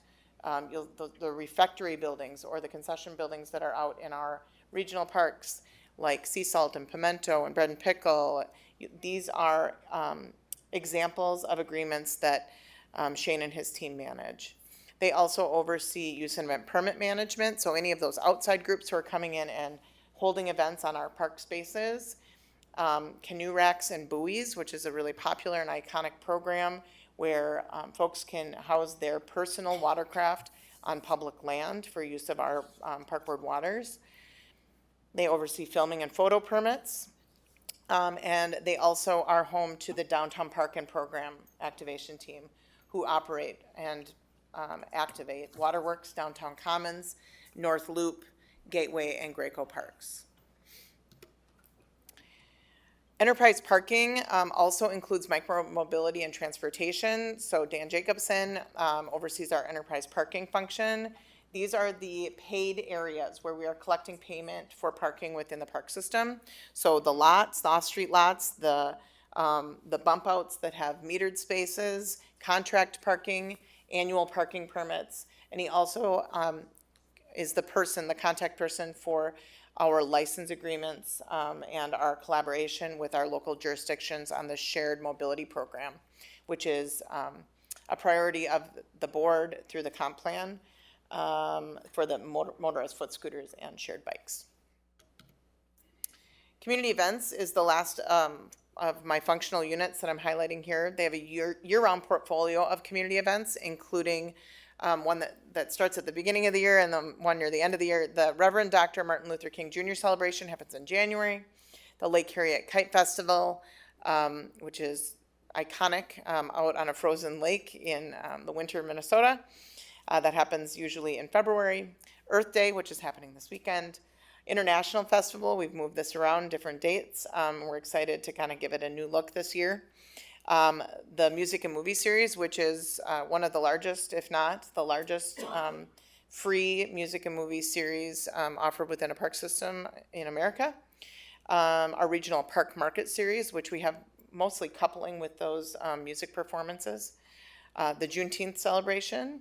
4th of July, partnering with Shane's entire team in the downtown parks because it happens centered in that downtown core outside of our Waterworks Pavilion. And then the Awamni Falling Waters Festival, which also happens on a similar footprint. Some highlights for 2026 include new vendor agreements and relationships, which we will be highlighting for you this evening. Some exciting new programming in downtown. Our parking function is piloting some pay by app and pay by text zones, which is kind of a new opportunity for us that can cut on expenses. We're looking at ways of doing virtual permitting, especially for vehicular permits. And then we are in the midst of thinking about recreation management software selection. So these are some of the things that we're working on this year, as well as our budget actions and performance goals that we've been working on for the past number of years. Any questions, or do we move on to the next? I'll move on to Julie. I guess we could, no questions from any commissioners for that? Okay. All right, Julie. All right, I'm going to speak quick. So, the finance department here at the park board, first I'll give you a little tidbit about myself. My first job with the Minneapolis Park and Recreation Board was working the front desk at North Commons Park, part-time when I first moved back to the Minneapolis area, and I wasn't working full-time then. My second job with the park board was a girls program coordinator, which was also a part-time position in recreation.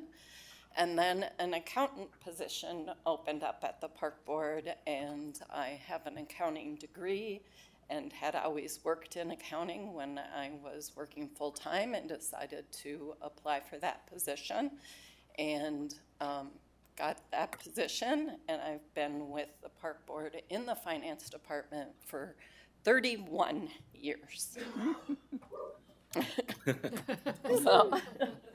So the finance department, I have two functional units within the finance department, which is the accounting and financial reporting. The manager over that area is Sue Fossey, who's been with the park board a little bit longer than myself. And in that area, we have an accountant position, David Slosher, and we have 4 accounting technicians. 2 accounting technicians work on the revenue side, and 2 accounting technicians work on the accounts payable side. So for accounts payable, we have Kendra Alexander, who has a long tenure at the park board.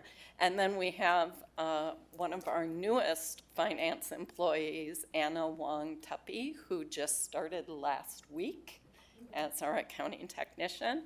And for the revenue side, we have Sheila Holm and Kayla Kep. Then we have budget and financial analysis, and the manager over that area is Paul Rosen. We have a payroll administrator, Tyler Pedigo, a senior financial analyst, Stacy Creer, who is also a new employee for our finance department and also started last week. So we have 2 brand new employees and are excited to be onboarding them. We have a senior capital project accountant position that's vacant, and we're currently in the hiring process for that.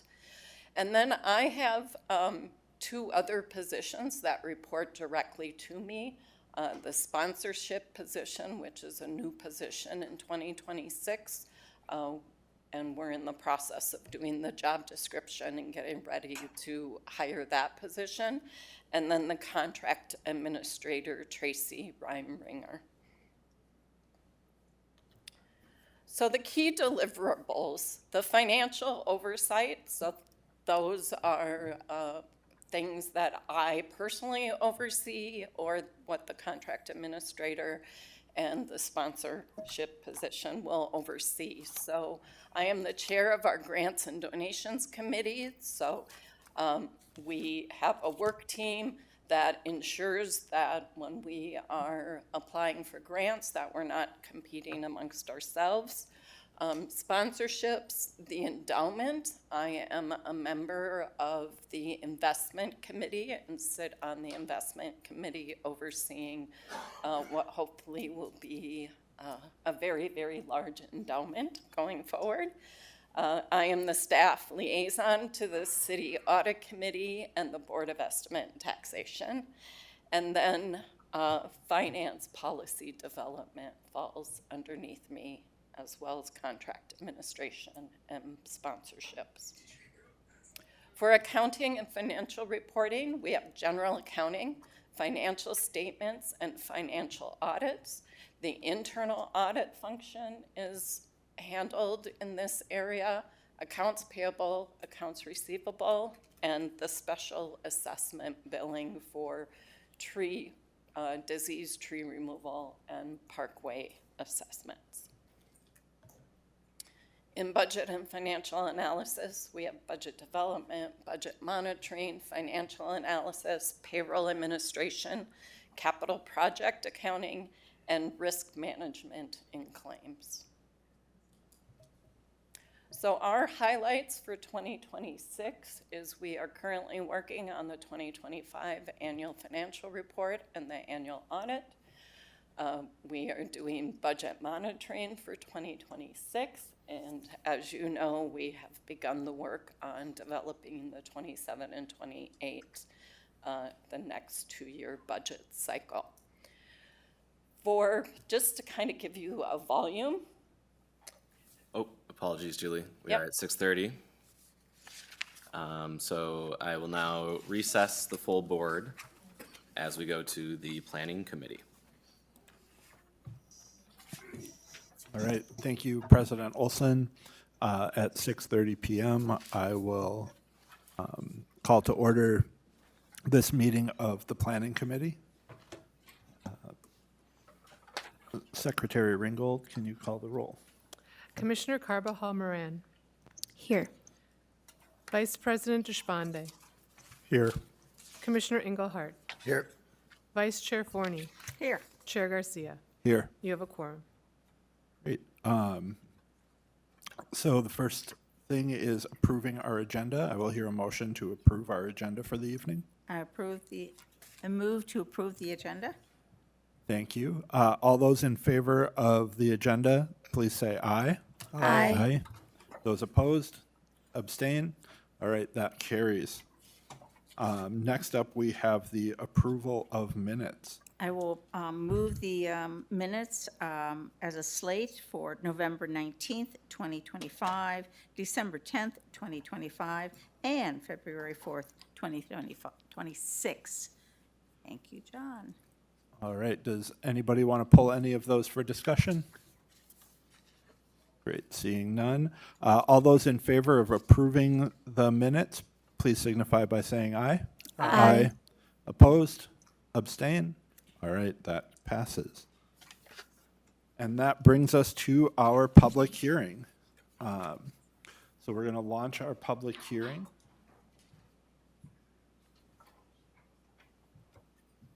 Looks like we have one person who has signed up. So I'm just going to run over the rules here. Thanks to all of you who want to share your thoughts and ideas with us during tonight's public hearing.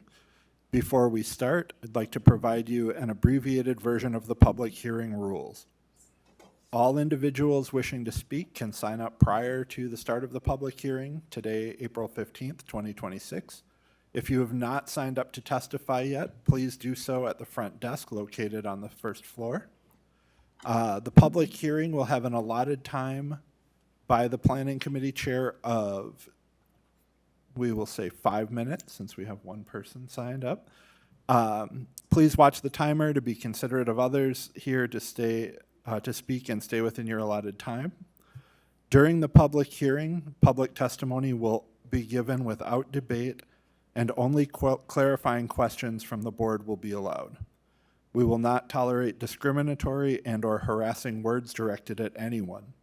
So please ensure that all comments you make tonight comply with this policy. This board made the decision many years ago to operate under Robert's Rules of Order. Under Robert's rules, the ceding of time to another person is not allowed.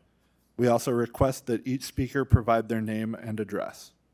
As chair of this meeting, I will call additional testifiers at the end of the hearing 3 times before the public hearing is closed.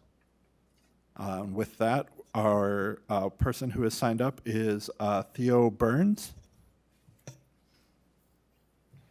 Welcome, Theo. Thank you. My name's Theo Burns. I live south, 3519 East 42nd Street. I've been a lifetime resident of Minneapolis. I currently own Paddlebridge Guide Collective. We run guided kayaking tours in the Mississippi, and I've been doing that either through this company or when I previously worked for since 2010. So I've been sharing and recreating all along the Mississippi for quite a long time, and had the ability to share it with many visitors and many locals who never realized what a resource we have, especially back in 2010. I'm here to talk a little bit towards the project Tyler's working on to get an East River Flats boat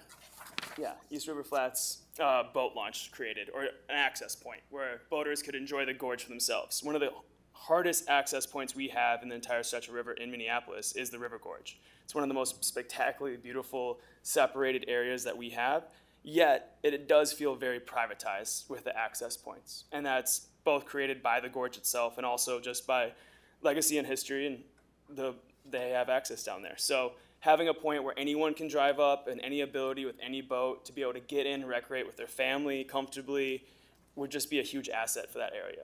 The positioning of it on East River is going to be perfect for avoiding the hardest part of the current there, to make circular outings happen, even if on a weekday you can't get through a lock there. So you could still recreate and enjoy that area with a moderate level of skill.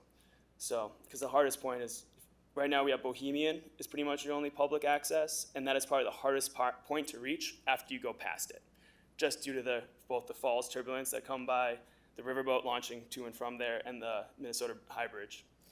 But just kind of want to speak towards that and how nice it would be to have that midpoint access just for everyone. So that's kind of all I have today. All right, thank you.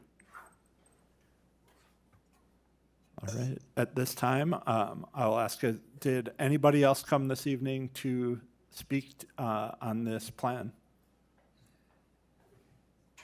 Anyone? Any additional comments? All right, given that we still have some time left, I am going to take a moment and read an email that we received regarding East River Flats Park, just to get this comment made for everybody and everyone in attendance. This comes from a constituent named Benjamin Lester, and Benjamin writes, I have comments regarding the East River Flats Park. The plan looks great. I have two requests. First, can the trail connection to the north of the boathouse be repaved so that it is ADA accessible and smoother for wheels? Second, could you add wayfinding to point people to the river trail? Currently, getting to the trail is tricky. There's a bumpy curb transition, the driveway pavement is in disrepair, and the trail is not marked at all where it starts inconspicuously at the cul-de-sac.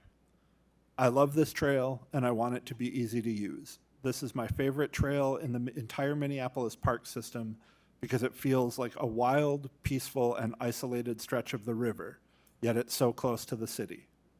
I think more people should know about it, so hopefully as a part of this project, you can put up a sign and make it more smooth and more accessible. Thanks for your good work, Benjamin Lester. All right, and with that, I will close the public hearing. And at 6:37, Commissioner Engelhardt. Where would this boat launch be exactly? Point of order. I kind of think that maybe having the plan presented would be of value if that is possible. I have a feeling there's some other people here that might be interested in hearing about it. Well, and typically after we open up planning, we go through and finish it. Is that correct, or do we go back usually? What would you say, Secretary Ringgold? I feel like sometimes we've done it both ways, but. Chair Garcia, President Olson, I've seen it done a few different ways. I might recommend at this point that you take questions and a presentation when the item comes up on the agenda. It is somewhat most common that we present the plan before we open up the public hearing. But now that we're in this spot and the public hearing's closed, I think you could do presentation and questions when you come back to the committee. So I would close the committee and come back. Sorry, that was a ramble, but I got there. No, thank you. All right, so with that, at 6:39, I will recess the planning committee meeting and return to turn things over to President Olson. All right, call back to order, end the recess of the full board. Julie, back to your presentation. Thank you, President Olson. I have just this one last slide. Wanted to provide some stats from 2025. Invoices, we processed over 18,874 invoices. We made 8,134 deposits, and we generated 37,214 paychecks.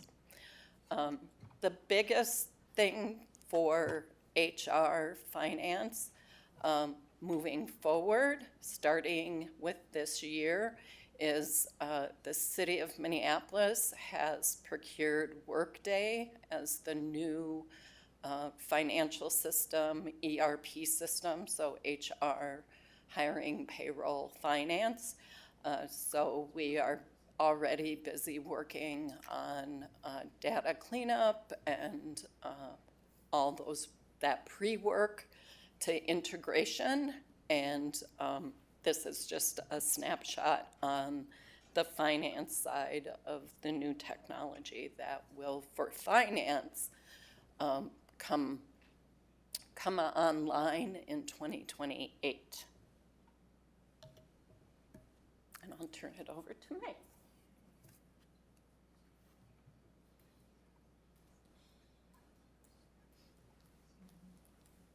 Good evening, commissioners. Let's see here. All right. Ooh, wrong button. So we're going to start with the guiding principles that we talk about when we think of our human resources team. First of all, everything we do is principled around the civil service rules and the employment laws, both state, federal, regional. All right? And then we look at things, policies, discipline, principles through our equity and inclusion lens. I always tell people that our human resources team, we believe in being efficient and effective and ethical. And so that's why accountability and integrity is key to the way that we work as a team. And we understand that we are here to make sure that our workforce development and collaboration is the best that it can be, investing in our learning and our leadership and everyone's career growth. Oop. So this is our organizational structure for our department. I am the Human Resources Director. Rhonda Harilla is our senior HR business strategist. All our generalists report up through her. Everyone else reports to me. You will see that we have the different functional areas listed here.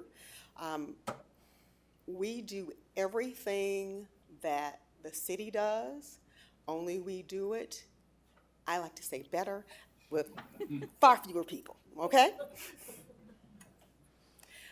If you look at this, this is our basic workforce snapshot.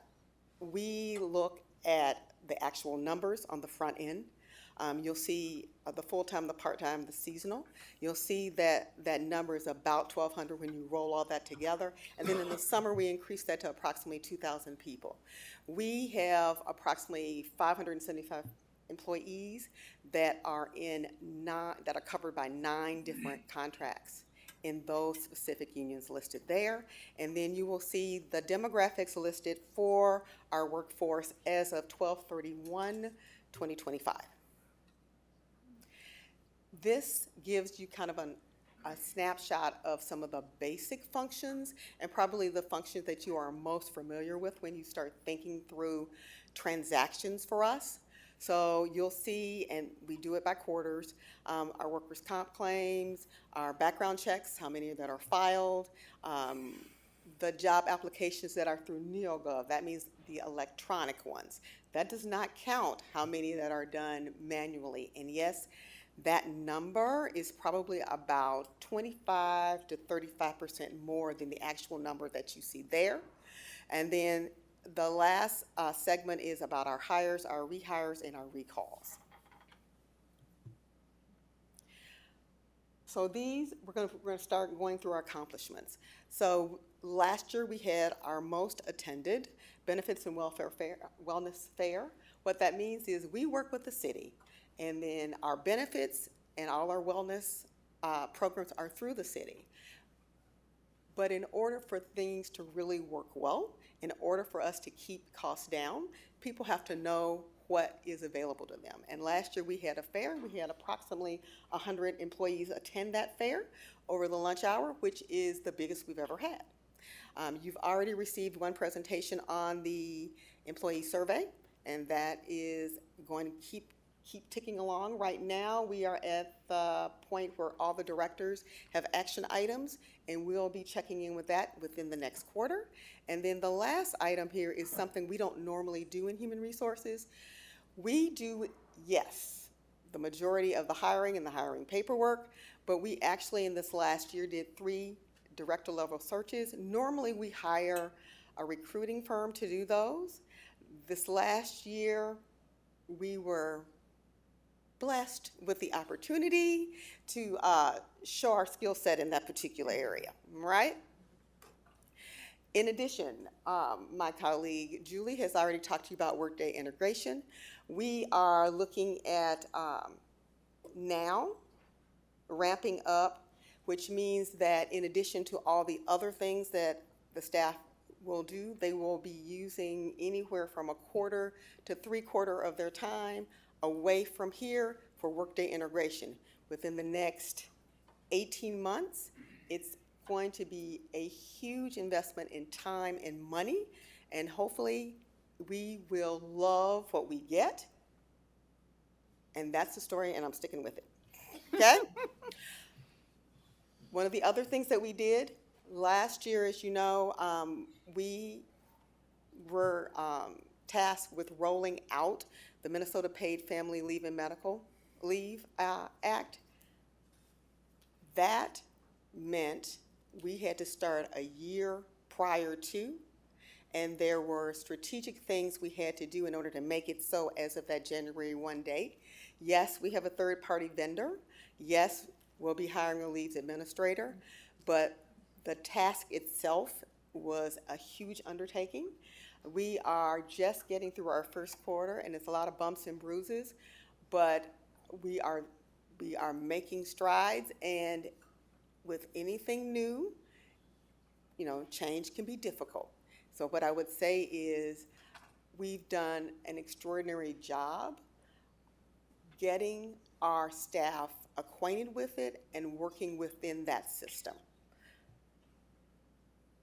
You've met Brock. He actually did the segment on the employee survey.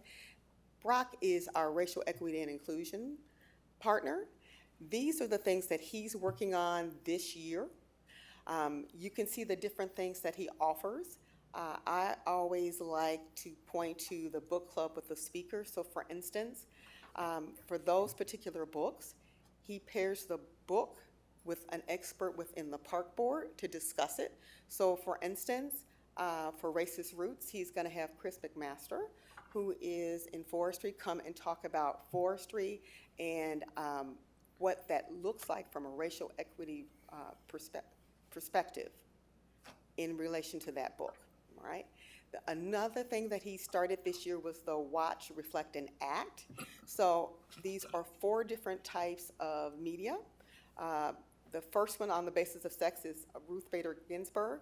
So there will be a time where employees can come and they can watch a portion of that film. And then at the end of it, there is discussion. And you can see it's a variety of different items. Same thing with the quarterly lunch and learns, although it says leans there. Every quarter, we make it available for people, and we work with the Minnesota Department of Health, offering various things for people to come to and to learn. This year, we rolled out the performance management segment, both e-learning and in person. And so that's something Rhonda and Brock have worked on in the last year.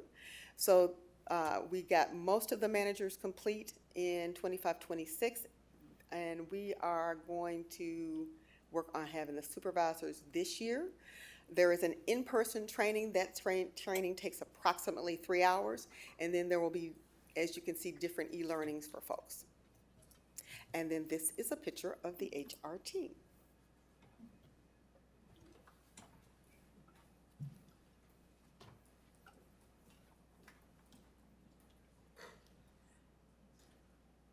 Thank you, Commissioners. As I mentioned earlier, Chad Lauber will present at the next board meeting and isn't able to present here tonight. But if you have any questions, this would be a great time. Okay. Commissioners. Commissioner Garcia. Thank you, President Olson. One of the things that I saw on one of the last slides that we saw was something titled Internal Influencers Cohort 4. Could you share some information about what that program is and how they work with the organization? Most certainly. So Internal Influencers Cohort 4, I actually know this one quite well. It was part of work that goes all the way back to 2016, where we started working at the time with Resma Menachem and Shaka McCauley, and started looking at kind of racial equity within our organization, looking at it really specifically from kind of a cultural somatic perspective. At the time, we trained about 140 folks in kind of the cultural somatics, which the core of that is actually psychological first aid. It's a trauma response related first aid versus a physical response type of first aid. And we also spent a lot of time building and learning about kind of what we're already doing in the organization, setting action plans for the future. Our toolkits came out of it. But it was intended to create about 10 to 20% of our organization who would lead on racial equity through influence. It wasn't necessarily a group who was determined to be in that group based on their position in terms of a leadership position in the organization, but whether or not they were influencers in the organization. Time has evolved. It was a valuable program. We have now recreated it in a slightly different way, where we're doing a cohort every year. So this is the second cohort in this new function, and it's a deep relationship with the YMCA, who's helping take a group of staff, again, trying to have it be a cross-section of staff across the organization through basically a year-long learning experience. What we find in the internal influencer program is not only is it the content of the information that people are receiving and working through, but it's the relationships that they build with each other that are super valuable. So it's evolved a little bit over time, but you got a little bit of a snapshot of where it began and where it is today. Thank you. Mr. Engelhardt. Yeah, thanks for that question. I think we'll have some semblance of the internal influencers addressing us as the Committee of Employee Relations in a future meeting too, to talk about the workplace culture. Excuse me if this was covered, is any of this mandatory on this slide? Yeah, that's a great question. On this slide, none of these offerings are mandatory.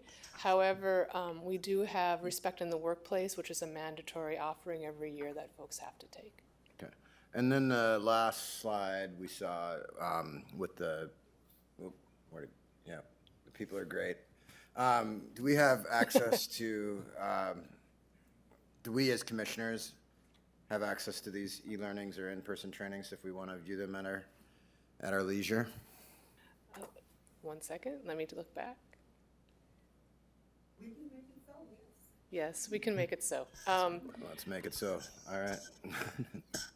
Thank yeah, you, we Commissioner. actually, I was just part of a cohort who went through this, and am really proud of the set of offerings that staff have put together.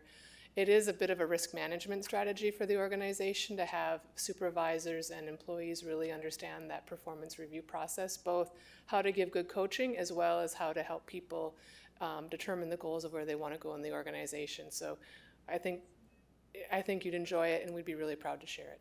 Wonderful. And this is for everyone gets this or has access to this? Right now, our focus at this point is really on the folks who deliver the performance management. So it's been executive team directors, managers, and now we'll be moving into supervisors. I'm not certain what the rest of the rollout strategy is, but we can share that with you as well. Very good. Thank you.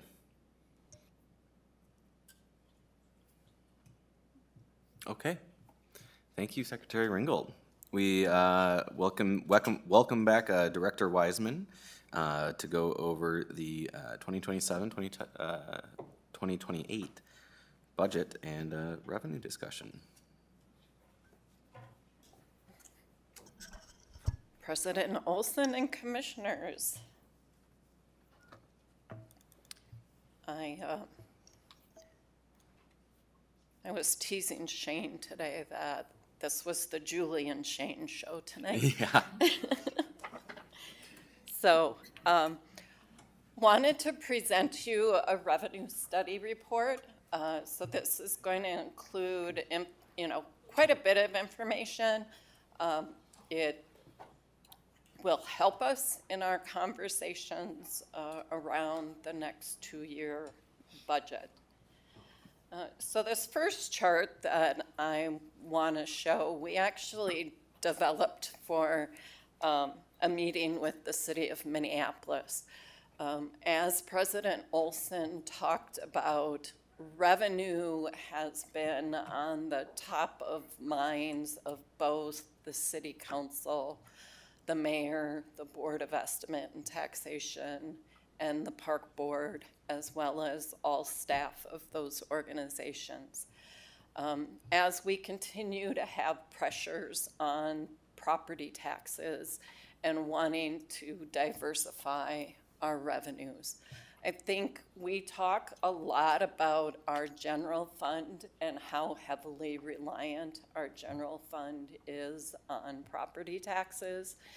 And a lot of times what gets lost across the street at City Hall and with the Board of Estimate and Taxation is that we have a whole nother aspect of our operation, which is our enterprise fund, as well as our capital. So if you look at our full operations, we have almost $158 million worth of funding, and 59% of that is our property tax levy.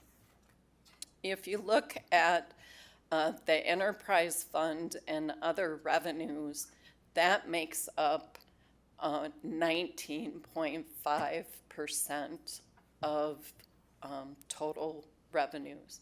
And of course, capital projects does include bonding, so there's some property tax element to capital projects, but it's not the full element. So this evening, we're gonna talk about, I did want to show this as well. So not only have the commercial corridor, the commercial property values decreased in the city of Minneapolis, which puts more pressure on the residential property owners. You will be receiving the assessor's report at the next board meeting. We have that scheduled for this board then. But I wanted to show the property tax collection rate, the decline over 23, 24, and 25. So we have talked a lot about this, but it really has impacted our financial position in our general fund with being under budgeted those three years, which also highlights the need of putting more focus on our other revenues and diversifying our other revenues. So this conversation tonight is around the other revenue topics.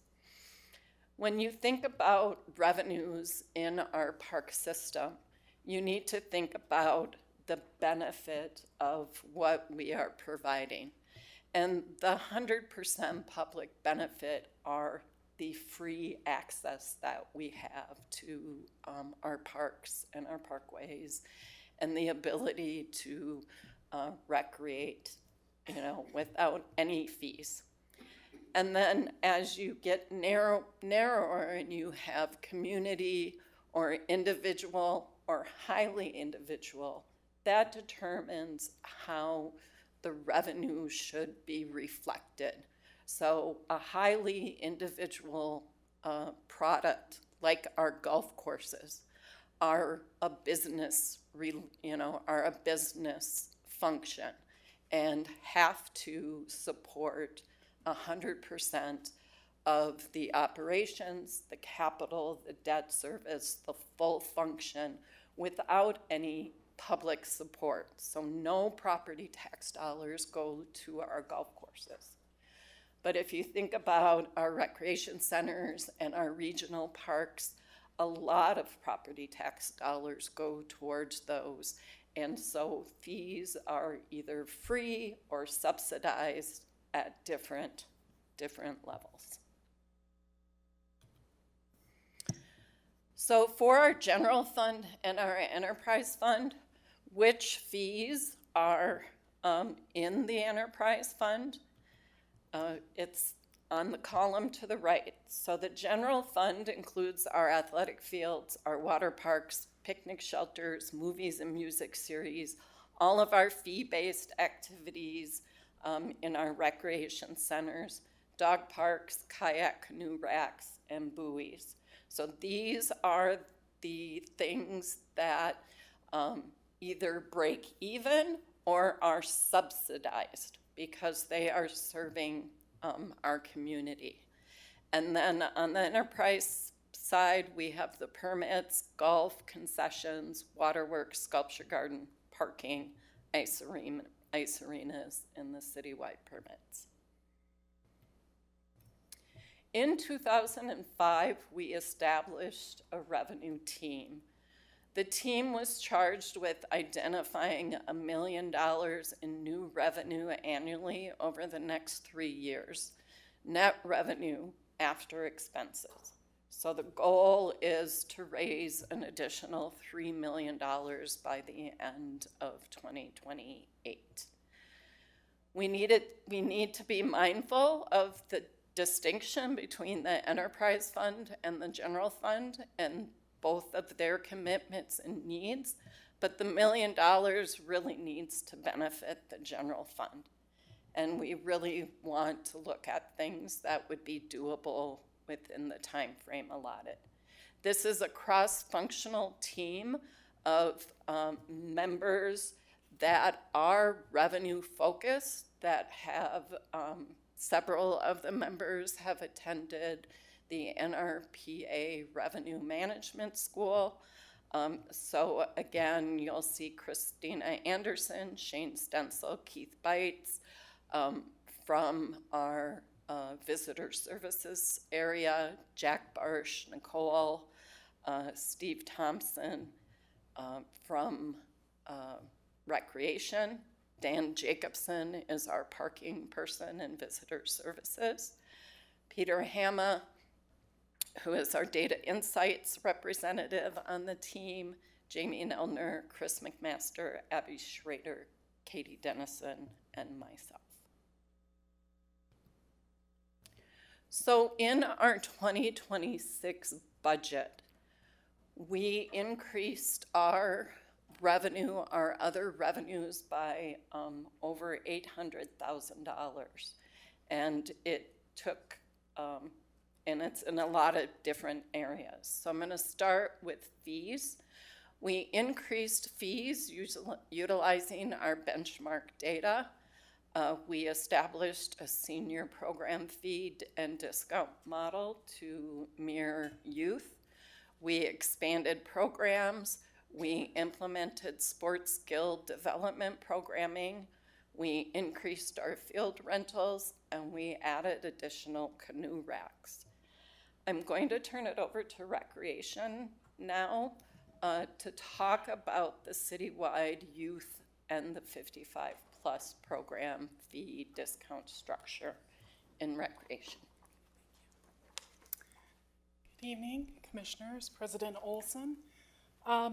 In the summer of 2025, the Minneapolis Park and Recreation Board implemented the first ever citywide youth program discount fee structure. This was a transformative shift in how recreation programs for youth were priced, accessed, and supported across Minneapolis. Part of our rationale for this new project was to eliminate assumptions that certain areas of the city aren't able or willing to pay based on where they live.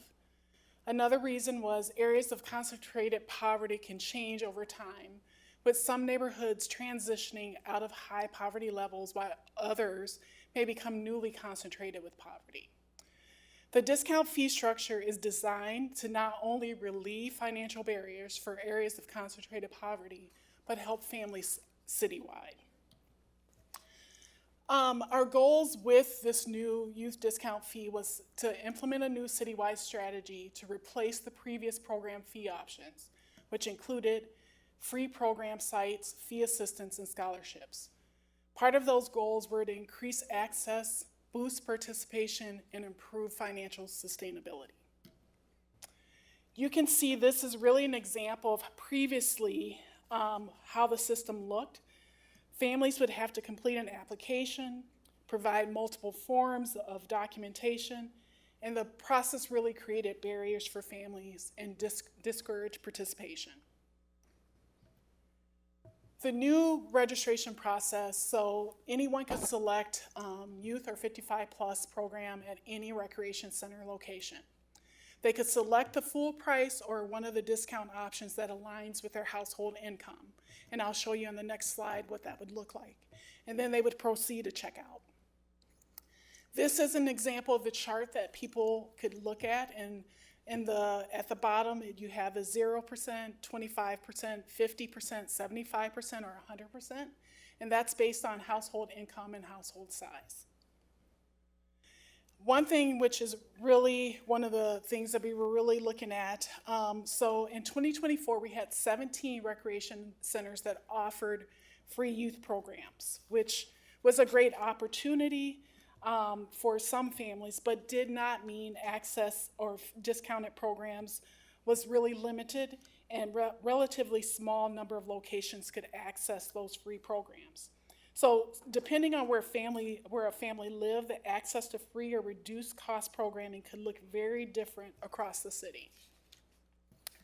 So with the new youth discount fee in 2025, you can see all 47 recreation centers offered the youth discount fee, which now means that families across the city could access either free or discounted programs.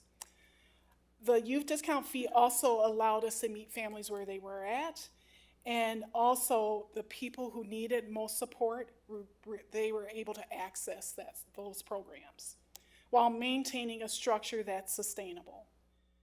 This is really about expanding access, simplifying the system, and making sure our system works better for all families.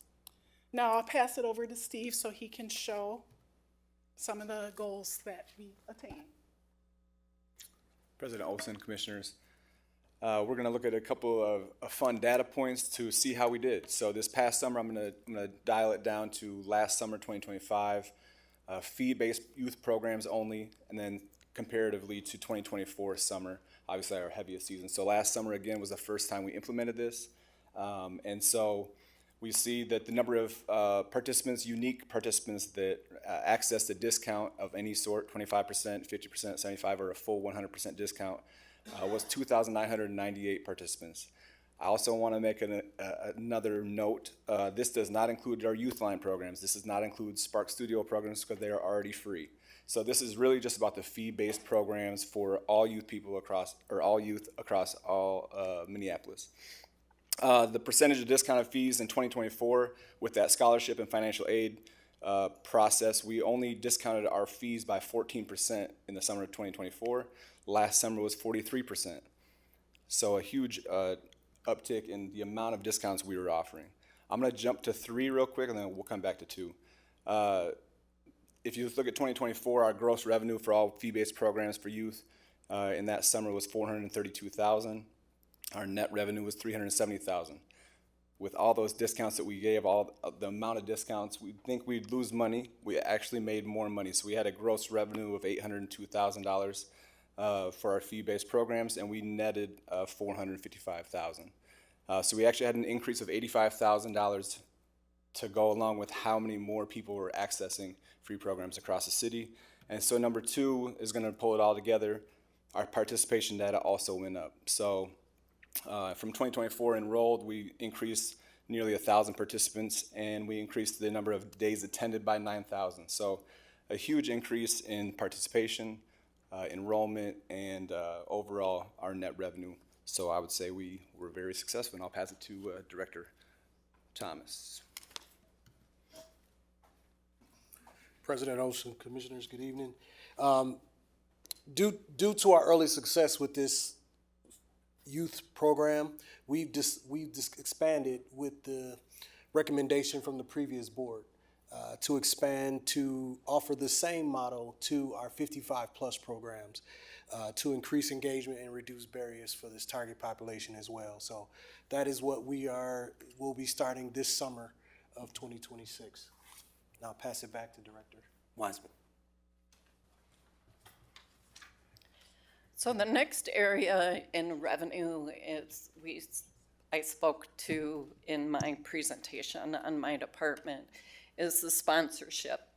The revenue team really feels that this is the highest potential revenue generation area with the goal of enhancing organization-wide efforts.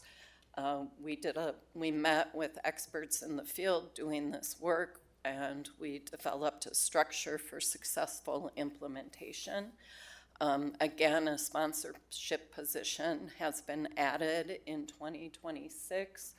We have established a sponsorship work team where we have staff that have been very successful receiving smaller sponsorships. So we're engaging that work team in getting ready for having a sponsorship position. And we want to identify assets, programs, and packages that have value that once we have the sponsorship position on board, we'll be able to start reaching out and trying to get sponsors.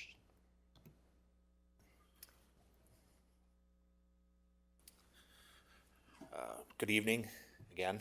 Talk a little bit here about some enhanced user experiences that we're currently working on and some things that we're going to bring forward and maybe in the next budget cycle to consider. For example, Wheel Fun Rental, if you're familiar with them, they do the boat rentals currently at the lakes. They also do bicycle rentals down at Minnehaha Falls. We're looking to expand that experience. Right now, they generate about a little over $200,000 for the park board. So even one little expansion could expand anywhere from $30,000 to $50,000 back to the park board. Areas that we're looking to expand would be maybe somewhere in the downtown corridor area with like the Surly bikes and that type of thing.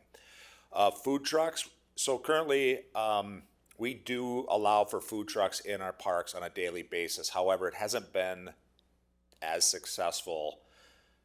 In talking with a lot of the food trucks, what they're really looking at is for locations that maybe has some seating, easy access, higher visitor counts. So we've identified a few areas. We're thinking about enhancing those locations and then doing contracts or like yearly contracts, year permitting versus the one-day type stuff. And to get them to buy into and actually invest into some of these locations. So as an example, we developed areas at Father Hennepin for food trucks. We have had no takers, but we've talked to a few people that said if you put a few seats out here, we'd be willing to come out here. So we already have the power in. We had somebody reach out to us. We've been trying for quite a while to get somebody at Theodore Wirth. We had somebody actually reach out to us and say, hey, can we do a contract for Theodore Wirth? We'd love to be out here. So we see a lot of potential in this area. Parks on Tap, I believe some of you may be familiar with this over the years. We've kind of talked about this, dabbled into it. I'll just briefly tell you a little bit about it. We're copying this from other cities, to be real honest with you. What is it? And what are the current ordinances and policies around it? Well, it's a traveling beer garden concept. In Philadelphia and Milwaukee do this. They've been doing it for the last 10 years. Think of it as food and beverage at a neighborhood park coming in like on a Wednesday or Thursday for the weekend, and then Sunday packing up and moving to another park. And again, it would include food and beverage. It would include programming and performances that are planned by each neighborhood. Where they've done this, they become very competitive and they generate a lot of revenue. And quite honestly, that's where revenue comes from a lot of times in these settings is food and beverage. We are working currently to try to get the legislation to change the law around alcohol in the sense of like beer and wine, getting a license, and we're working with the city on that. We do have legislation in. I don't believe it may work this year, but we do have the legislation in, and if it doesn't go this year, it'll definitely go next year. So there's a little bit, Minnesota's just a little unique when it comes to beer and wine and alcohol in public spaces, but we're working towards that. We're looking, again, parking is always a big one that comes up. We're looking to expand event pricing. So when we have large scale events like we talked about and we have peripheral parking, we should be expanding those pricing. Paid parking at Neiman, using pricing to encourage turnover at Minnehaha Falls Regional Park, and pilot digital lot management. All right, so this one, this is one that can generate some revenue, but it does have an impact, and that is billboards and kiosks in parks. Okay, before we get into too deep into it, I'll just kind of describe a little bit about what we're looking at or what we've researched.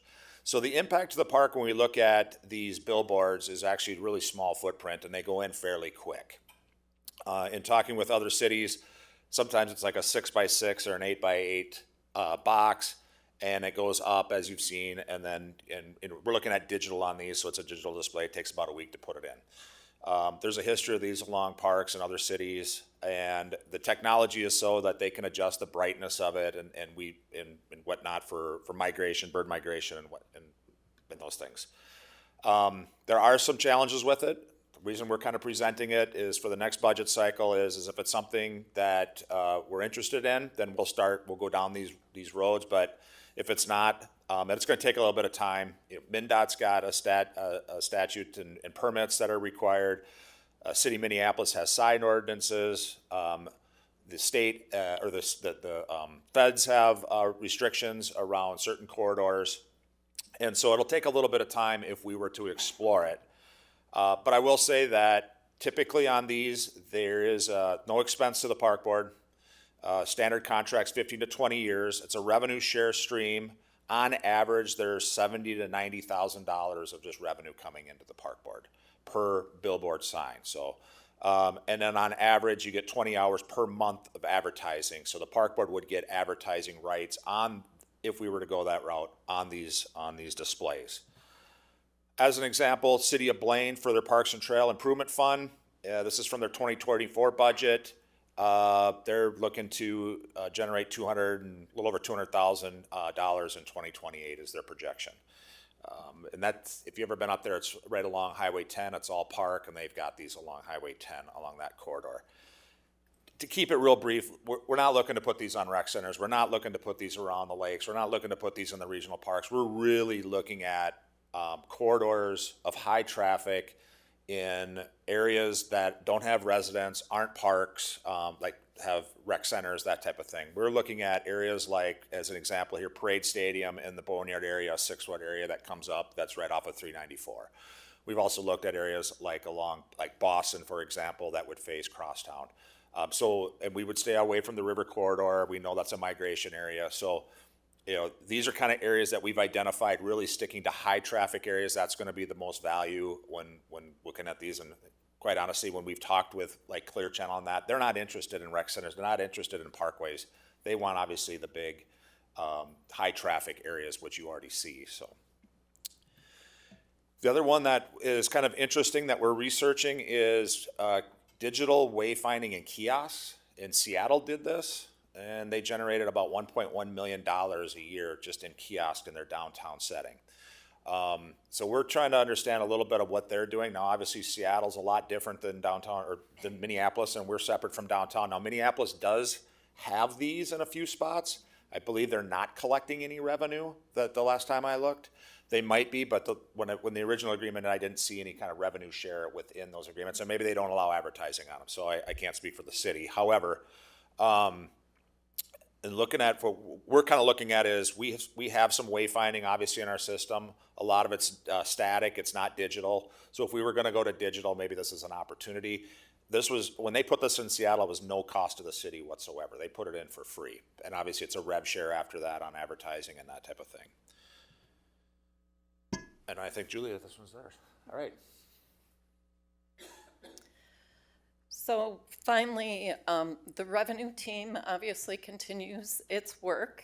I don't see the revenue team probably ever disbanding. I think this is good work that we do. But our charge this year is to ensure the successful implementation of the ideas that were built into the 2026 budget. One of those ideas was the Parks on Tap, so we'll have to make adjustments to the budget when things get delayed. But also to continue to develop new ideas for the next 2-year budget cycle. So what to expect for the 27 and 28 budget? At our next budget work session with the board, we will be doing some work around commissioner budget priorities and direction. And so start thinking about if you have any reactions to what was presented today, if you have any revenue ideas that we haven't discussed that you want to bring up, and, you know, inform staff around our revenue expectations. But again, for 27 and 28, we are definitely going to be hoping to expand sponsorships. We want to continue exploring billboards and kiosks if the board is amenable to that. Again, we will look at benchmarks, fees, expansion, and any new fee ideas, and then new revenue ideas are always welcome. I get people they know we're doing this work. I get people stopping me in the hallway saying, I have a revenue idea. Do you want to hear it? It's like, yes, we want to hear it. So, any questions? Commissioners. Commissioner Rucker. Yeah, when we first went over this about the billboards and kiosks, I think that's a great idea because I'm seeing that across the nation. Really not gonna be any cost to the park board. It's just generating money. They put them right next to highways and the corridor that you mentioned. There's always cars stopped there going off of 94 on 394. But, you know, I would support, you know, the billboards and kiosks because the kiosks that we have downtown, a lot of them are for transit. So I heard last year about birds and things like that, but they're already there. So we can get involved in that to create more money. I'll support that. Commissioner Garcia. Thank you, President Olson.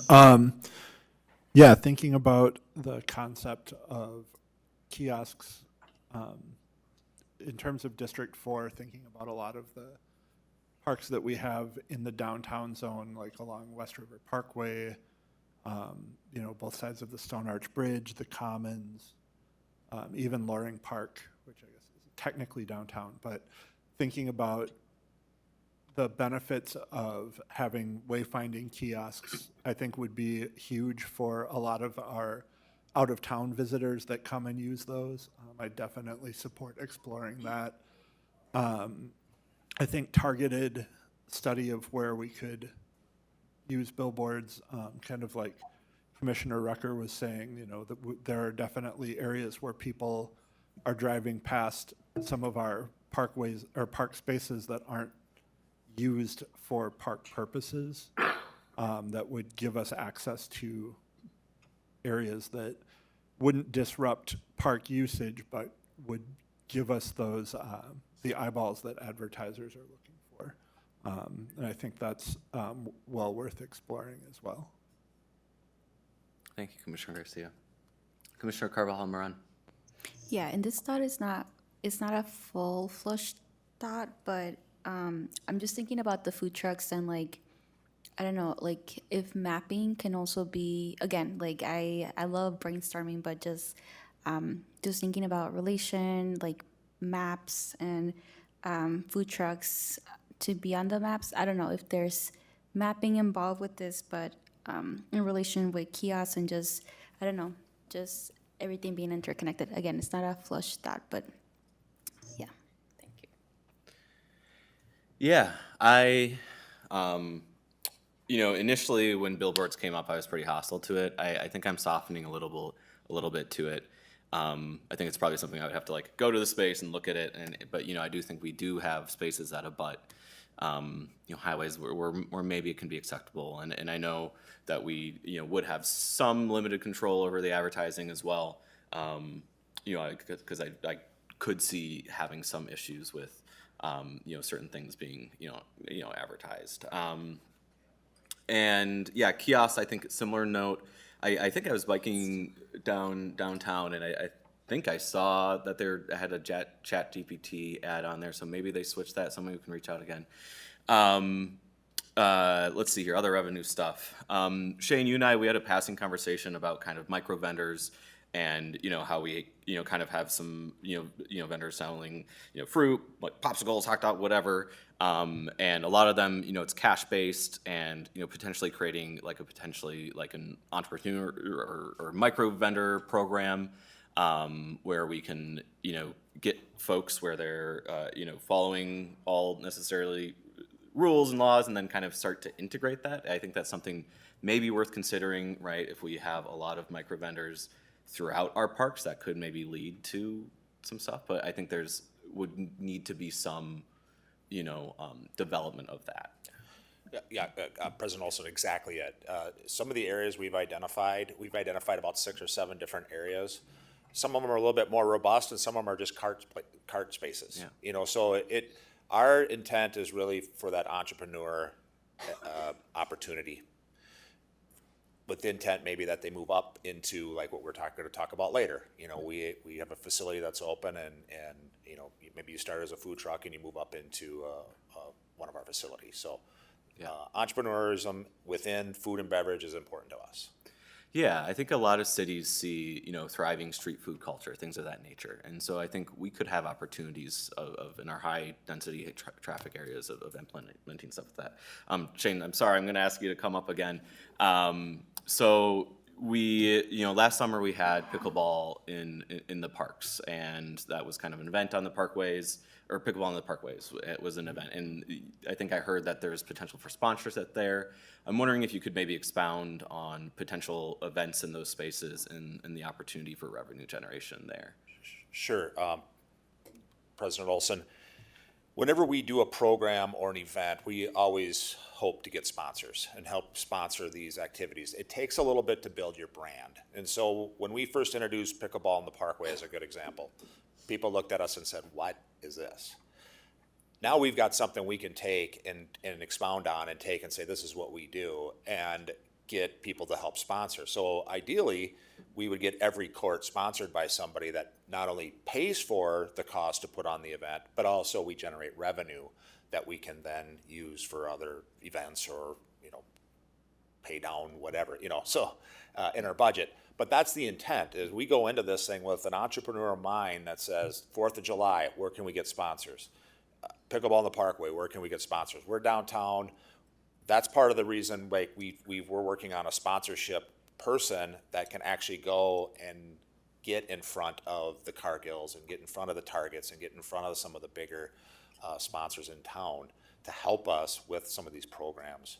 And of course, then there's Main Street sponsors that everybody knocks on the door and gets the dentist to sponsor $500 for an event. Thanks, Shane. Yeah. And yeah, just want to commend, kind of the recreation team on kind of, I know me especially around some of the free programming. I was, kind of protective of that because I kind of have a political belief of kind of universal, programming for folks. But I think you showed pretty definitively that we are moving in a really strong direction there. So thanks for developing that. Thanks for implementing that. And just my compliments. So, Commissioner Engelhardt. Yeah, thank you. I happen to agree about the fee for service and that sort of thing, but we have to have revenue. We have to be able to pay for things. Happy to see that there is increased, canoe and kayak. that tends to be, I know people that, myself included, that want to put their canoe out there and then forget to apply, and there's not enough spots, so that's good to get more of that. I think we could even look at more, and that into parking. I mean, the annual parking pass, increasing that, that's something that I'm for, and I think we should consider as a board, and just the cost of, so the annual park board parking pass, and just how much we're charging for parking overall. Events that, I know Rock the Garden's no longer, but we need sponsors, there's other challenges for that, I get that, but there's a lot of challenges to pull off those events, but how was that for the park board in terms of revenue? President Olson, Commissioner Engelhardt. So like Rock the Garden and Basilica Block Party and Aquatennial, those are permits. And so they come in, they apply, we apply our fees, and they then go out and do their event. I will say that on the music side of things, music venues, you're not seeing as much of that because the cost has gone extremely high just on talent buy and that type of thing. That's why Basilica said, it was a good run, but since COVID, there's been a lot less interest in music festivals in park settings. On top of, let's be real, they're building amphitheaters all around us, so there's a lot of venues for people to do these things. But in general, when a large event comes into town, we look at two things. One is availability and one is resources available. Okay, so number one, do we have the park space to accommodate an event of this size? And number two, then do we have the resources to provide the necessary, like, for example, safety and security? We have a small police force, and they do a great job. I feel like we're probably one of the tops in the nation when it comes to safety with our events, but there's only, on a weekend when we got 24 officers out on a race, there's not a lot left to cover any sort of music festival or anything like that. So we work really hand in hand with our park police on strategies to allow for a lot of these to come in, but it's like anything, it ebbs and flows. I think I brought it up earlier. 2 years ago we had 3 events that were one time: Red Bull, Basilica Block Party, and there was another one. Now this year, Red Bull's back with another event. We've got another one coming in that's looking to do some things. So sometimes it's economy based, with nonprofits and for-profits, whether they want to come in and do something big.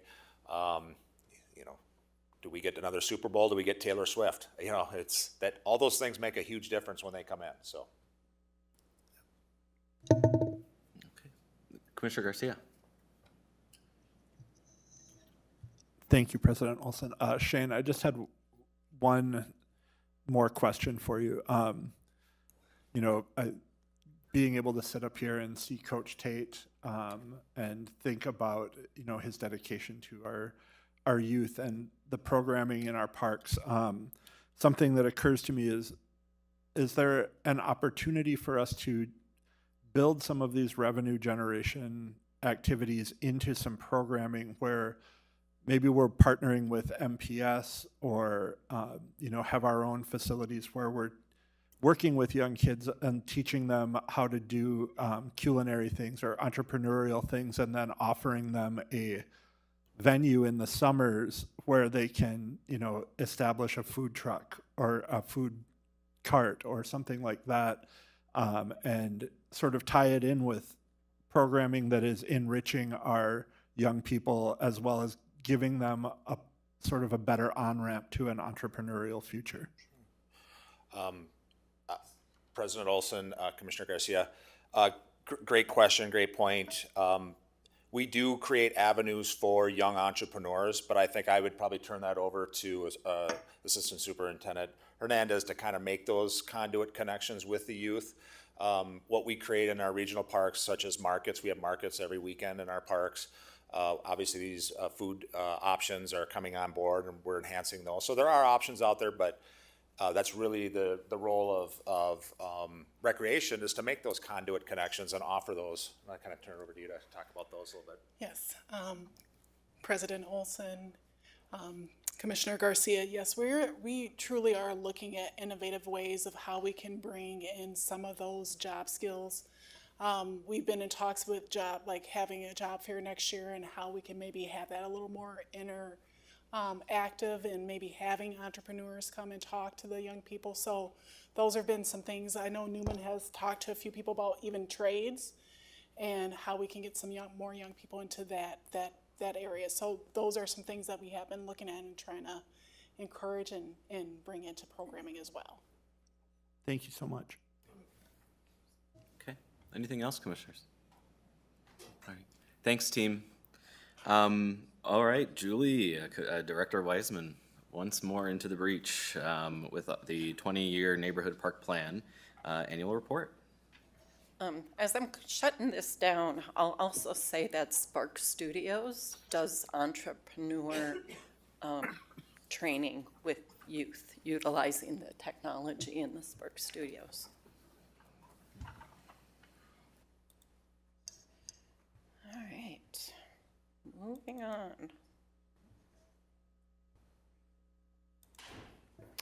All right, so the 20-year Neighborhood Park Plan Annual Report. On your dais, you have a hard copy of the annual report. This is the 9th report. 2026 is the 10th year of the 20-year program, so we're almost halfway through, and I think that every person who lives in Minneapolis can see visually the impacts that this program has had on our neighborhood parks. So our 20-year park plan is a historic agreement with the city of Minneapolis, and it provides additional funding for neighborhood parks through 2036. Back in 2016, there were concurrent ordinances passed by both the Park Board and the City Council that guaranteed an additional $11 million a year for 20 years for neighborhood park maintenance, rehab, and capital improvements. The Park Board passed criteria-based system for capital and rehabilitation neighborhood park project scheduling. So using racial equity in the allocation of these dollars throughout our park system. So in the initial $11 million, there was $3 million for operations, maintenance, and repair. And that was a $3 million infusion of property tax dollars. It is one of the ways that we recovered from the recession. We talked about that at our last budget work session. That $3 million of property taxes that we received in 2017 is increased by the property tax levy increase each year. So for 2026, that has grown to $4.58 million. And it funds park keepers, arborists, and many other positions. On the capital side, we have our guaranteed minimum annual amount, and that started as $10 million, and in 2026, that will grow to 13.14. It's broken between capital investment and rehabilitation. So on this chart, the rehabilitation is the green shaded area and the capital investment is the blue shaded area. Tracking and reporting. This report is produced in accordance with the NPP 20 ordinance. The results in this report are through December 31st, 2025, and it provides information for 2024 through 2026. We expect to improve efficiencies and costs as increased maintenance will maximize the service life of park assets over time and reduce the backlog of repairs and rehabilitation projects. A reduced backlog results in a larger number of park assets that are consistently available to the public. And we are experiencing some cost savings resulting from investments that, for example, reduce water and electricity usage. So our guaranteed minimum annual amount, again, started at 10.5 million. It gets adjusted every 5 years. In 2005, we had our second 5-year adjustment. It needs to be passed by concurrent resolutions by both the board and the city council, and it set our guaranteed minimum amount through the year 2030, which will result in 15.3 million. I'm going to now turn this over to Assistant Superintendent Schroeder.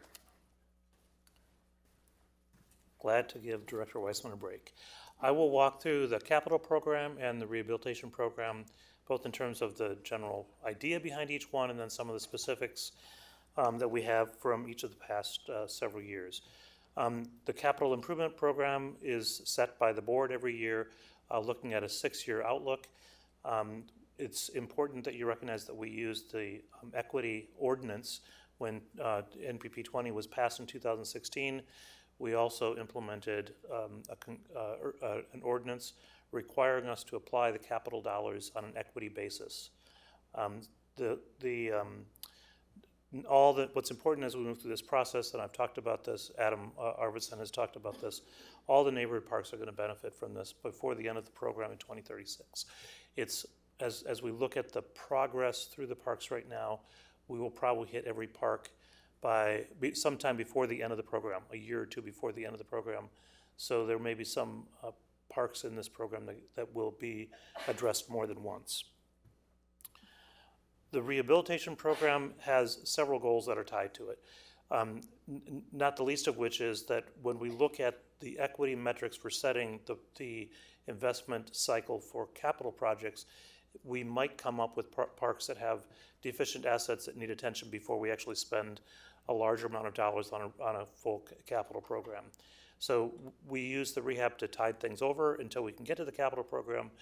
But also when you look at it in the categories, there's pieces that address park safety.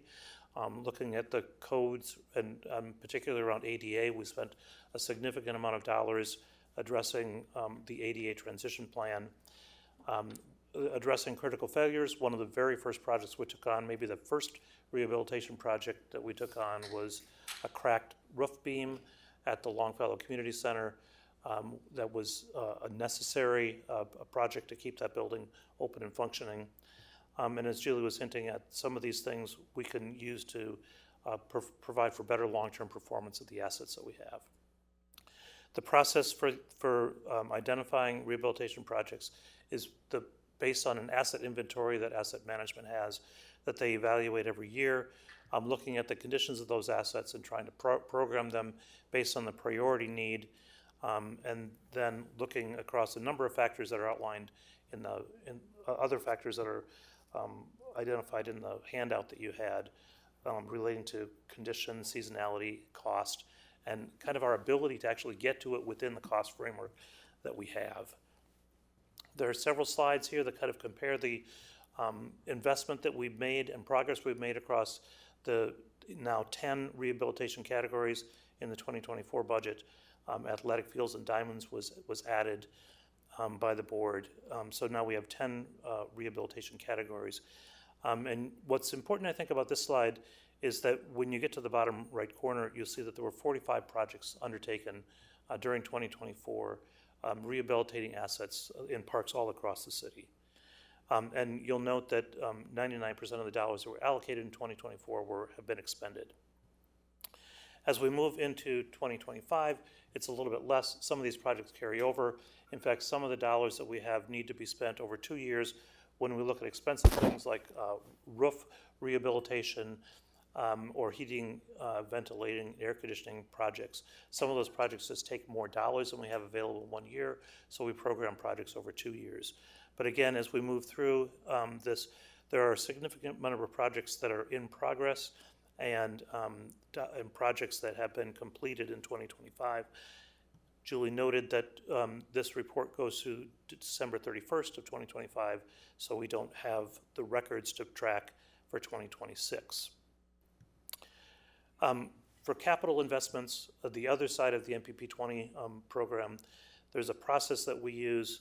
I mentioned about the equity ordinance and evaluating every park on an annual basis, and then allocating funds to those parks that rank the highest, so that we address where the greatest equity needs are first. As Director Arvidsson would share with you during the budget sequence, those funds allowed us to target certain needed areas of the city with dollars first. We have since moved into kind of the middle tier of projects needing attention in 2026.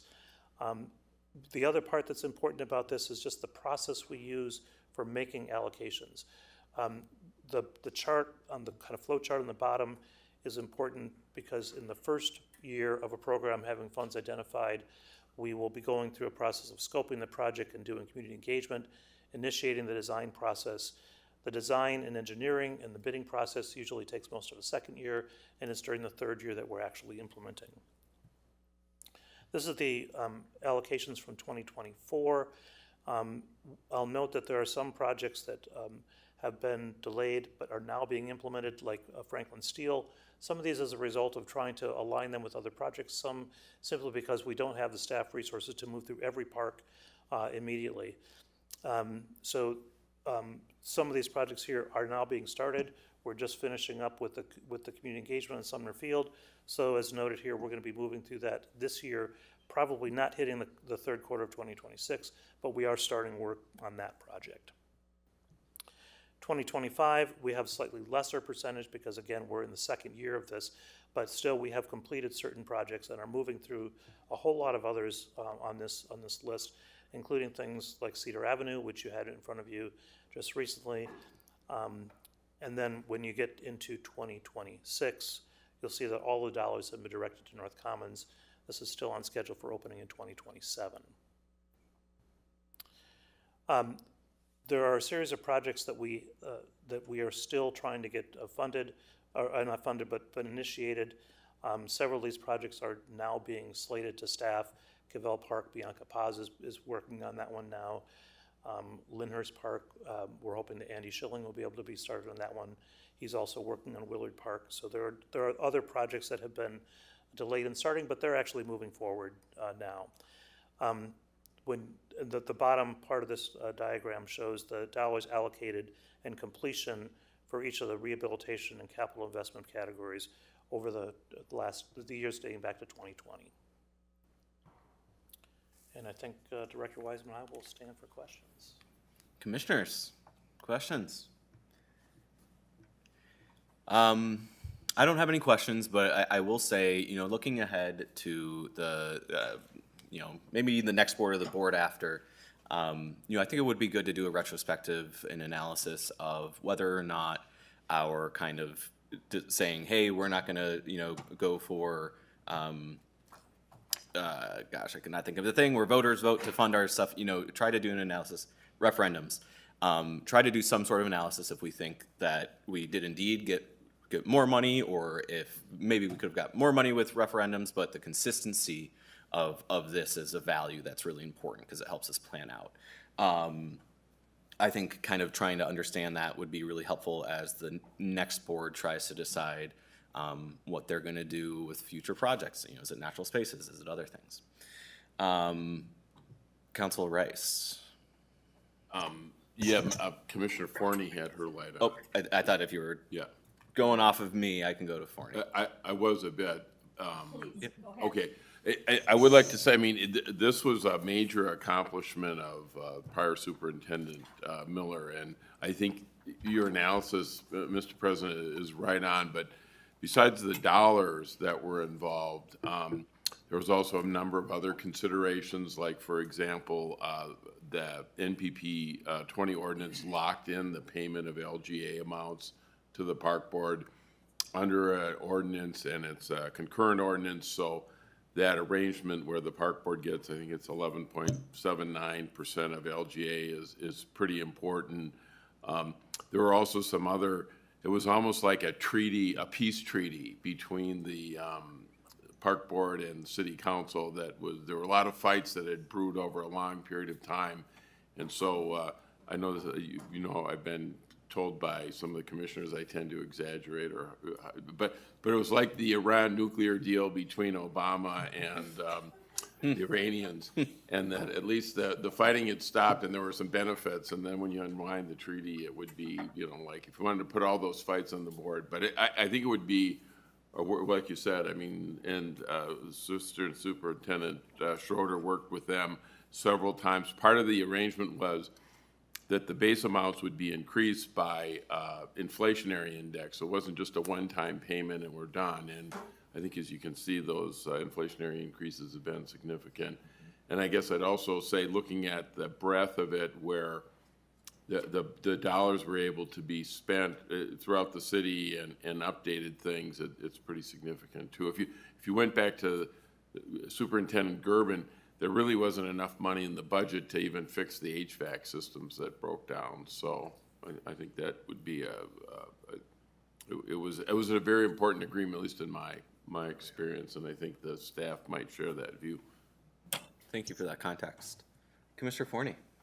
Thank you. Yes, it was a pretty, a very historic thing, and just to share, we started out to make it a referendum, and we were very fortunate that at that point in time, President of the City Council, Barb Johnson, and Councilmember Lisa Goodman stepped up and said, no, this is something that the city wants to participate in, and we had an awesome Board of Estimate Taxation staff member who was able to project that certain commitments were coming up for expiration, and so therefore funding, I don't even know, what was it, like 5 years? And I don't know where we're at right now, but was able to clear the way that, yeah, there is funding that we can see coming down the road. But I think you bring up some very good points, President Olson, and that's the fact of, you know, how do we set up for hopefully the next whatever it might be, 20 years. And one of my commitments is I feel as if our capital, as far as our rec centers, to me, upgrading our various systems such as air conditioning, making things more energy efficient, I would really advocate for us to work on that very proactively.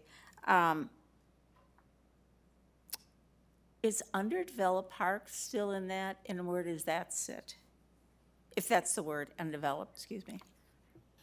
President Olson, Commissioner Forney, in your budget every year, you approve both projects that are on the developed park list and the undeveloped park list. So we are moving to the undeveloped park list as well. Great, very exciting. And then I hate to ask this question, but I'm assuming you guys have it in your consciousness about the impact of tariffs and wars and how that is impacting everything. I mean, even though it's not a declared war, we're in war. So anyway, just caution on that. But you know, really the whole thing of teeing up, even though it's 10 years away, is so critical. I can remember, I think it was like a couple of years of homework to tee this up as a referendum, and how critical that is to get that information. So anyway, hoorah, hoorah, thank you. Thank you. Anything else? All right. With that, we are now on to new business.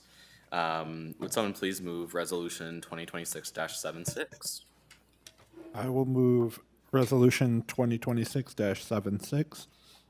resolution consenting to, pursuant to Section 5.2 of the lease agreement with the Loppet Foundation, Bean and Grain LLC, DBA Trailhead Cafe, as the subleasee and subtenant of the Loppet Foundation at Theodore Wirth Regional Park within the Adventure Welcome Center building or the Trailhead. Second. Okay, Secretary Ringgold, to start us off. Thank you. And President Olson, I want to begin by saying, for some reason, the short agendas you have printed are different than anything else that we have published on this item. It actually needs to be grain and bean versus bean and grain. So I will make that correction. I don't know, Council Rice, would you want us to reread it? Yes. Okay.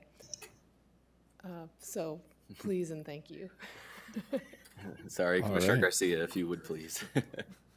I would move Resolution 2026-76.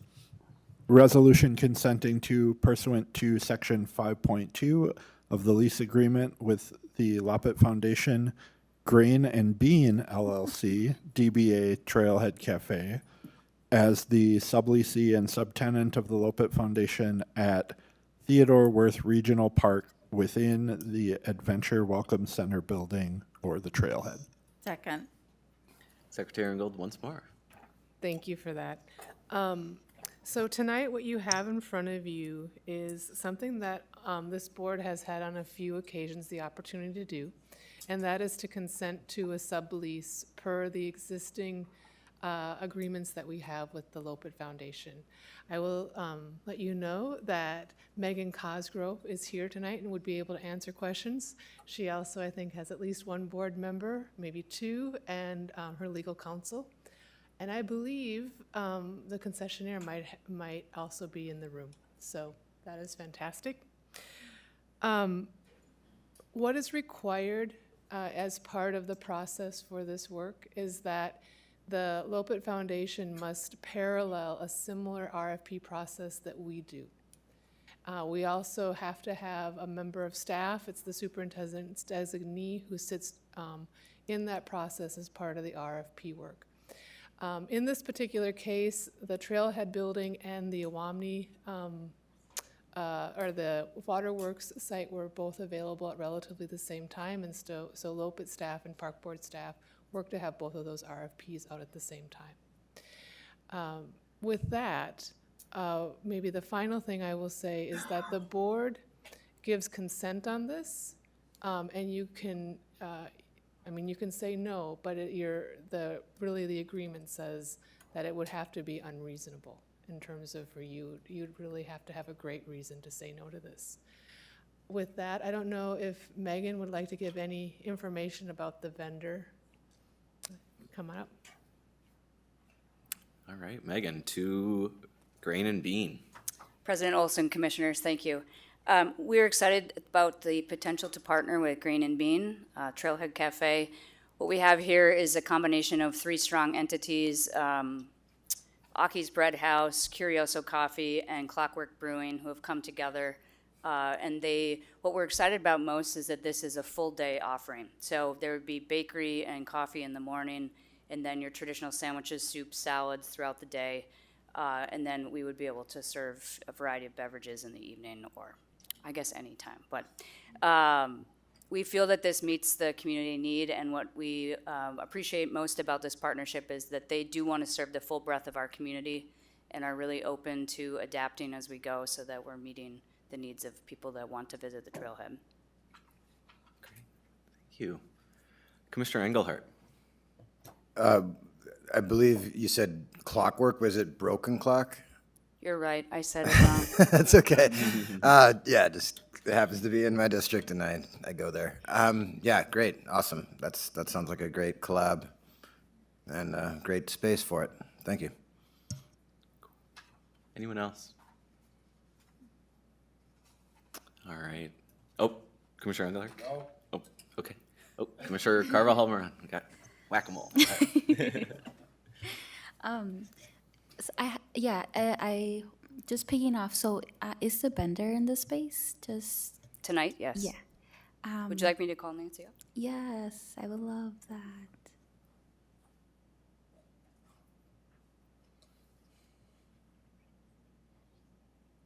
Hello. Hi. More than anything, yeah, if you wanna just an introduction, if that's okay. Sure. My name is Nancy Marone. I am one of the owners of Aki's Bread House. We are in the same building as Broken Clock and Curioso Coffee on Marshall Street. So we're already neighbors, and we event together. We share customers together, and when the opportunity came upon us, we're like, we really know how to do food and bring people in. They really know the beverage scene, and so it just made sense that we have them come alongside us. We're super excited. I live probably 2 blocks from the trailhead and have been a fan of it since we moved into the area, so we're super excited. Thank you for that introduction. More than anything, just like I'm excited for the partnership. Echo Commissioner Engelhardt, and so yeah, just wanted to say hi more than anything. Oh, thank you. Great. Okay. Any further discussion? Any other name changes we need to know? Is there? I believe these are just up-down votes, or is it roll call? It is a roll call. Okay. Well, there you go. I am wrong. All right, Secretary Ringgold, would you please take the roll? Commissioner Abeni. Aye. Commissioner Carbajal Moran. Aye. Commissioner Engelhardt. Aye. Commissioner Forney. Aye. Commissioner Frederick, absent. Commissioner Garcia. Aye. Commissioner Rucker. Aye. Vice President Deshpande. Aye. President Olson. Aye. You have 8 ayes, 1 absent. All right, and with that, Resolution 2026-76 is passed. Congratulations, Grain and Bean. Okay, petitions and communications. Commissioner Benny. I will pass. Commissioner Garcia. I will pass. Commissioner Forney. Thank you. Yes, unfortunately, I do have several things to share. First of all is Awani Yomi Okoreape celebrated 10 years of working on the area around the St. Anthony Falls.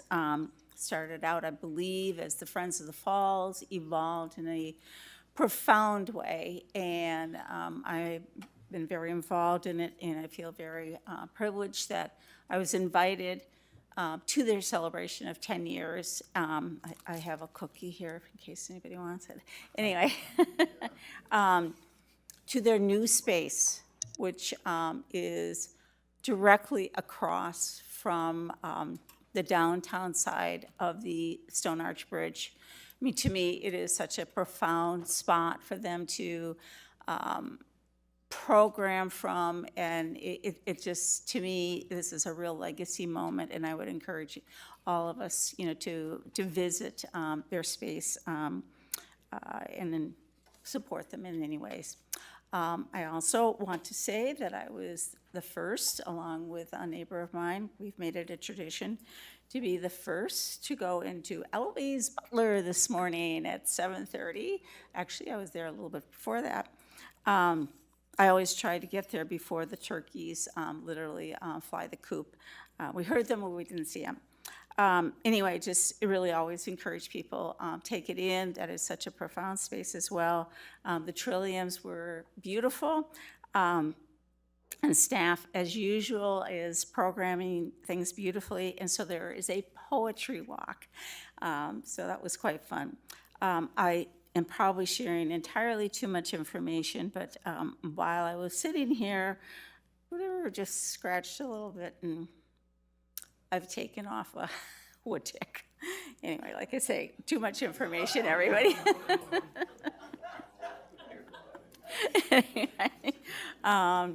Anyway, I'm not a carrier, but whatever. I also want to say that, in missing the last 2 board meetings, I have sat through the almost 9 hours of board meetings. And I cannot tell you how proud I am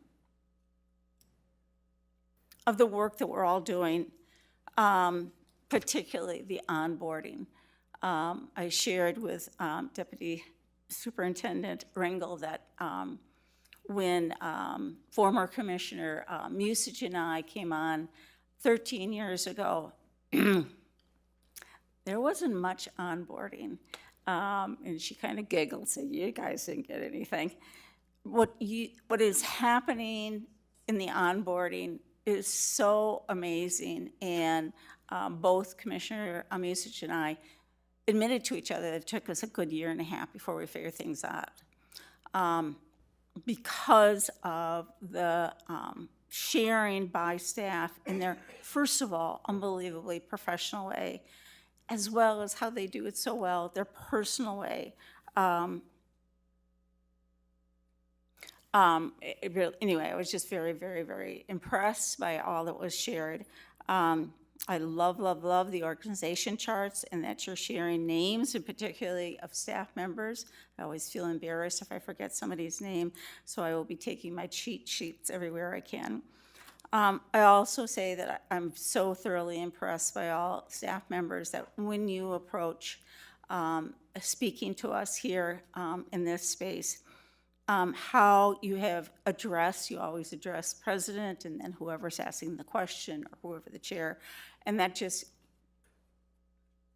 it's so gracious and so professional. I know so many of you personally for so many years and everything, but I think our Indigenous Liaison Day said it very well. When we come here, we are in a sacred space, and the negativity hopefully flows away from here, and that is what I have felt. This unbelievable decorum that you all share, it really makes me proud. And then I want to further say that I heard a real shift in each one of you as commissioners. I think you are doing far better than Commissioner Musich and I in understanding what our role is. Commissioner Engelhardt, I'm so proud of you in your employee relations pursuit, and how the presentations by staff has so thoroughly coupled in with your pursuit and everything. And I like to remind all of us that we are all employees here, sitting up here, excuse me, except for Council Rice. And we work, excuse me, damn hard to make this our employee of choice. So, but thank you very much for the work that you've been doing. Commissioner Fredericks, even though she's not here and everything, the questions that she was asking in the employee survey, particularly, to me, really, the depth of knowledge really came out. And of course, Commissioner Rucker, first of all, I really appreciate you pursuing that you wanted the representation on the committees, and very, very happy that you are sharing your wealth, shall we say. And of course, Commissioner Abene, your depth of experience, of course, has come out, and I appreciate it, particularly sharing that as far as the employer of choice, we're doing just a tad better than the University of Minnesota. Anyway, that was wonderful. And Commissioner Garcia, it's been such a pleasure to watch. I'm going to call you an elder junior. Your gifts to our Indigenous liaison, that was so touching, it really was. And Commissioner Carvajal Oran, for I think possibly the youngest member ever serving on this board. I'm just so impressed by your pursuit of restorative justice, and I'm really hopeful that you'll be able to share that passion of yours with our community crime prevention and violence prevention, excuse me, I'm getting those words wrong. You have a lot to offer, you really do. And once again, Vice President Esponde, there is a wisdom about you that the depth is just amazing. I really appreciate it. Of course, I also appreciate the fact that you were the birthday greeter. Thank you.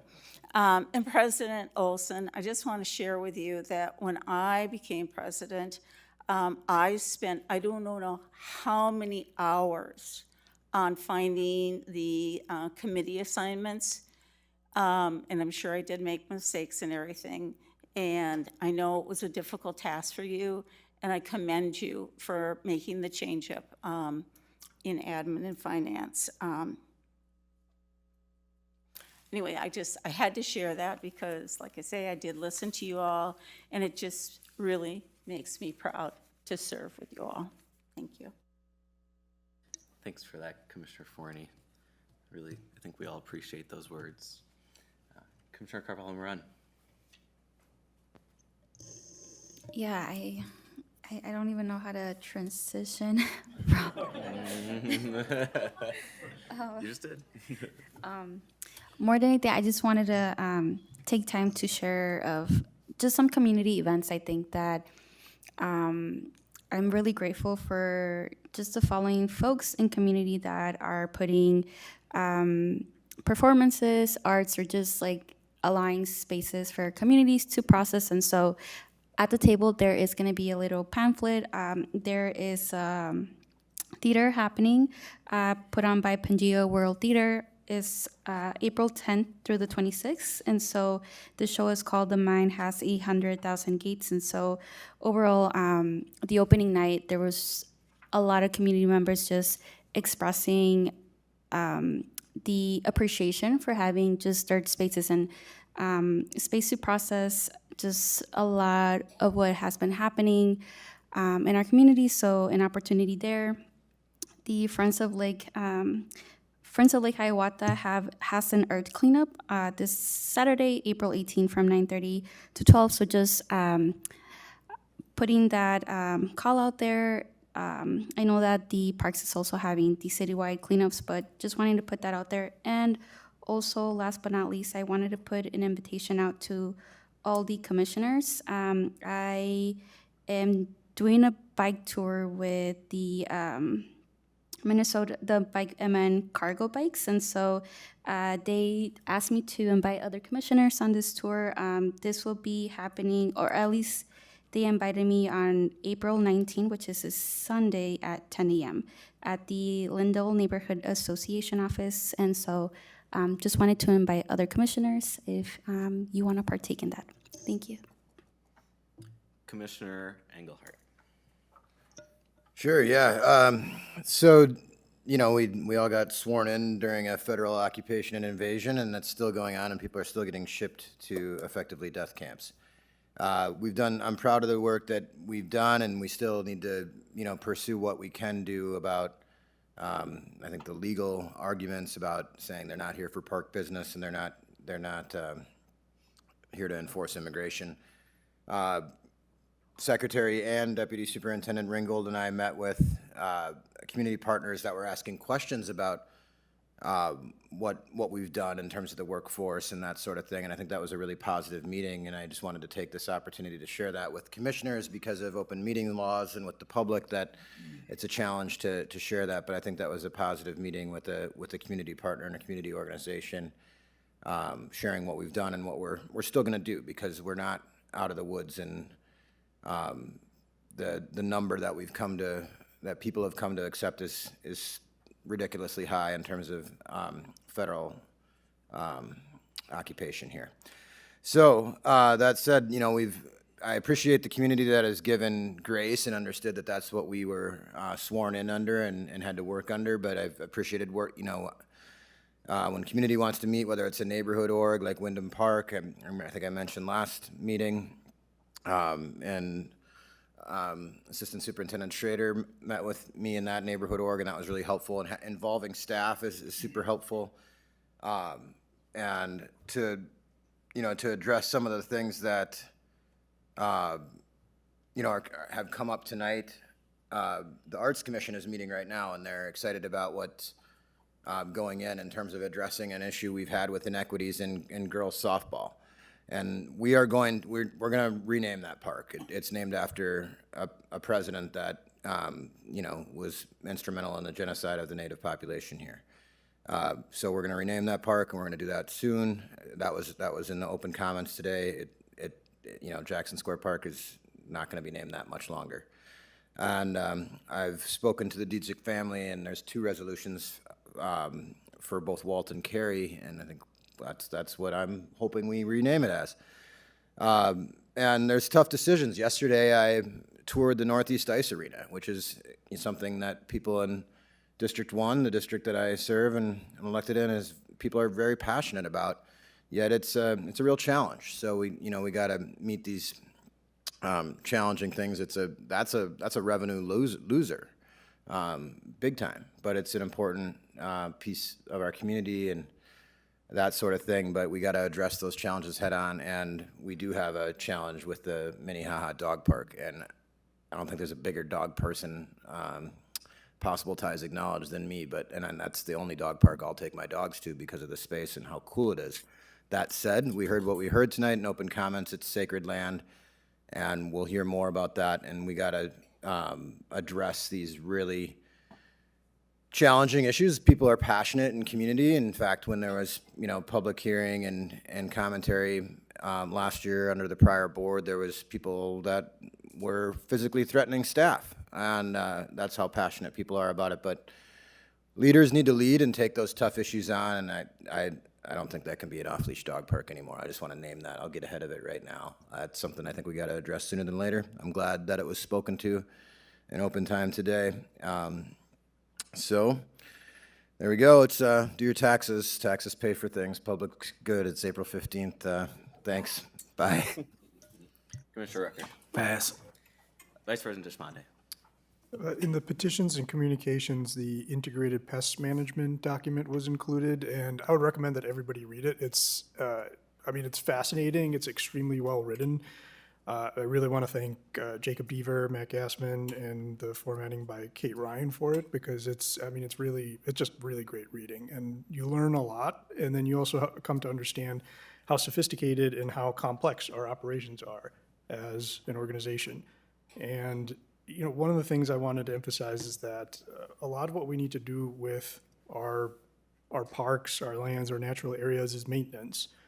And, I think sometimes one thing that I really learned in this report is that we prioritize a lot of things that sound great, like native meadows, prairies, which I love, I want more of, but they don't, set themselves. It takes time, it takes a lot of effort, it takes a lot of people power, and it takes a lot of money for those types of features to take root, literally.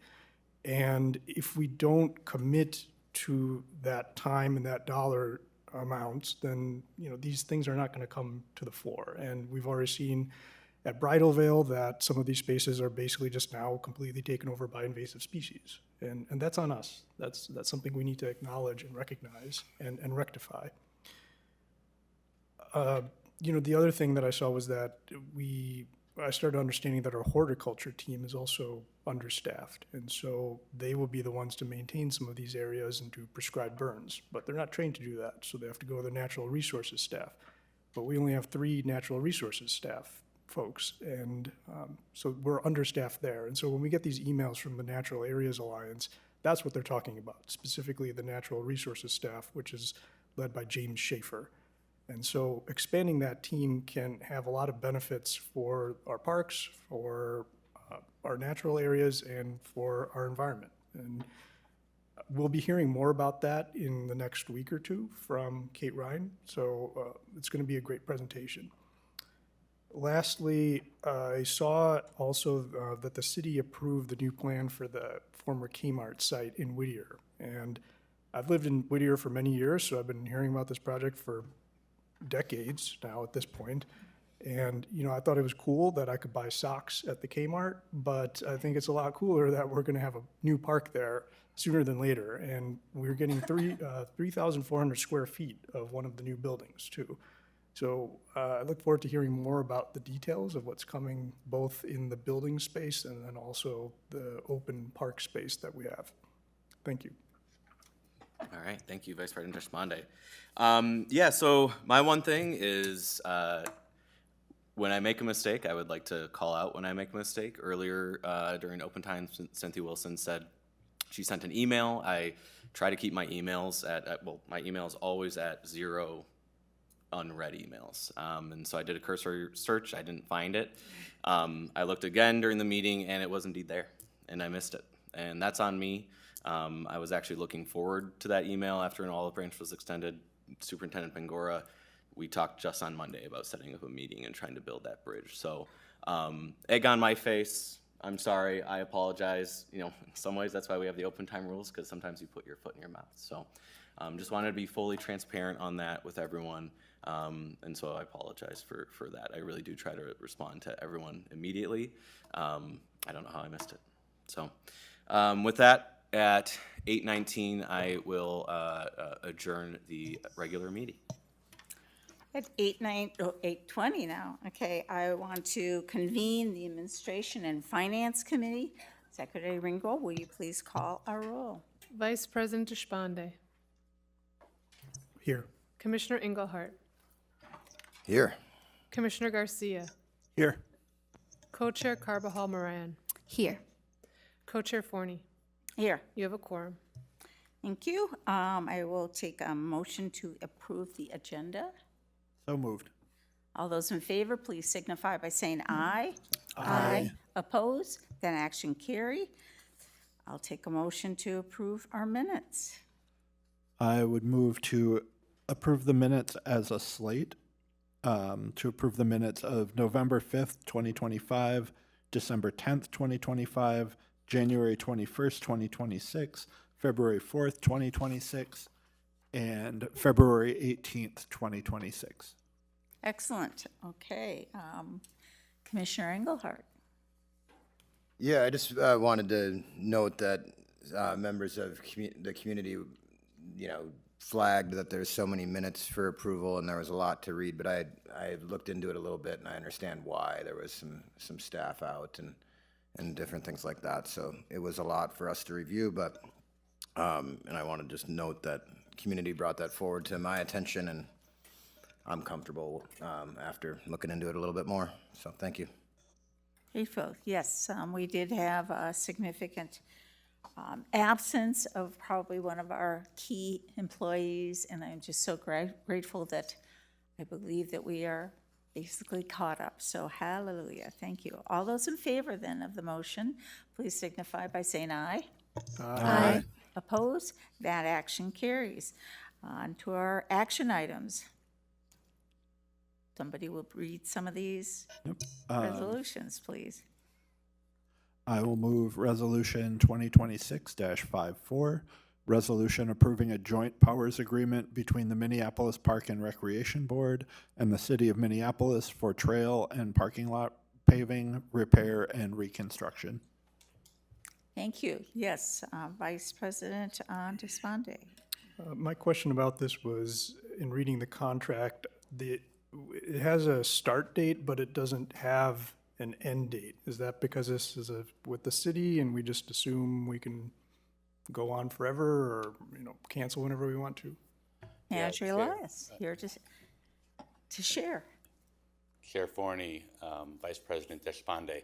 Yeah, that's accurate. So this is intended to be an agreement that allows the city to perform services of pavement repair on trails and parking lots, and it would be terminated by actions of either organization in writing. Thank you. Thank you. Not seeing any other lights. All those in favor, please signify by saying aye. Aye. Aye. Opposed? That action carries. On to our next resolution. I'll move Resolution 2026-71, a resolution accepting and approving the revised Minneapolis Park and Recreation Board financial management policies. Thank you. Any discussion? Any discussion? Not seeing any lights? All those in favor, please signify by saying aye. Aye. Opposed? That action carries. On to our next resolution. I will move Resolution 2026-68, resolution approving a one-year extension to the catering agreement for Nicollet Island Pavilion between Minneapolis Park and Recreation Board and Min Tahoe Hospitality Group with a new expiration date of December 31st, 2027. Thank you. Any discussion on this? Any discussion? Not seeing any lights. All those in favor, please signify by saying aye. Aye. Opposed? That action carries. On to our next resolution. I'll move Resolution 2026-69, a resolution approving a third amendment and extension to the existing concessions agreement with Bread and Pickle LLC through December 31st, 2026. Great. Any discussion on that item? Any discussion? Not seeing any lights. All those in favor, please signify by saying aye. Aye. Opposed? That action carries. On to our next resolution. I'll move Resolution 2026-73, resolution approving Minneapolis Park and Recreation Board concession agreement with Arch and River LLC at Waterworks Pavilion in Mill Ruins Park. Thank you.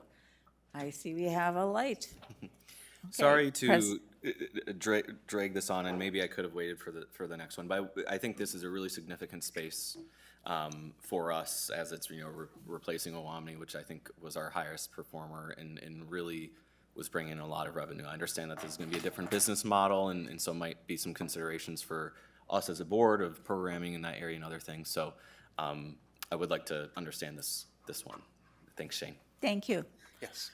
Welcome. All right. Manager Stenzel. Thank you, Chair Forney, Commissioner. So I do have a little bit of a presentation here for you.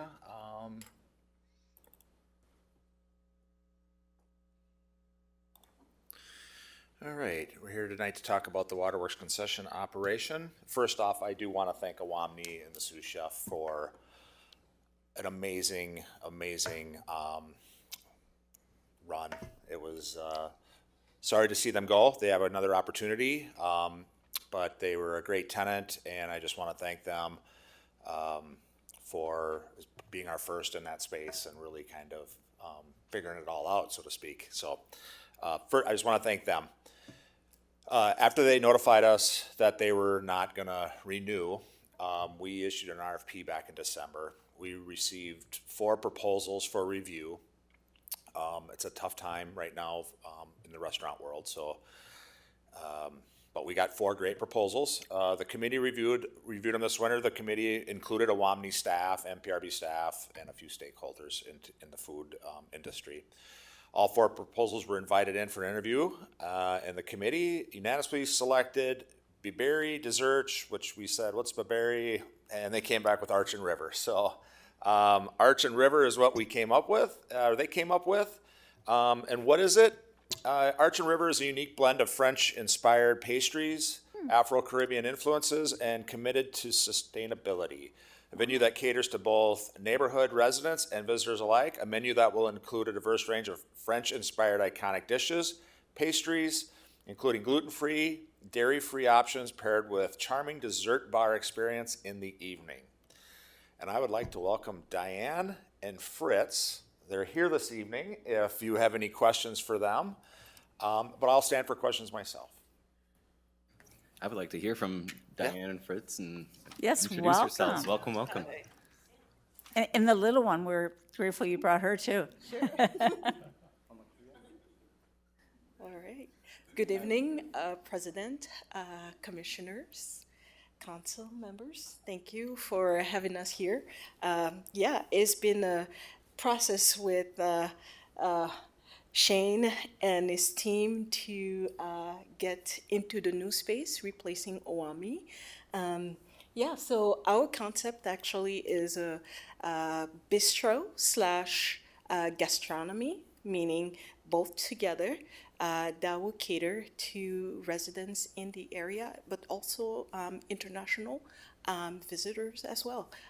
We were thinking that, yeah, we need to also have that vision for the people that come through the Minneapolis area from elsewhere.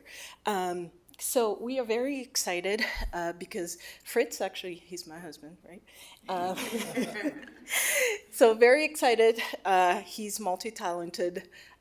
He has been working as a pastry chef for our other store that we have, which is called Be Berry Desserts. And he also have a background as an executive chef for many restaurants around the world. So, for example, he has worked for a Michelin star restaurant in Montreal called Europea. He has worked with Fairmont, Elizabeth, the Queen Elizabeth in Canada as well. So we are very, strong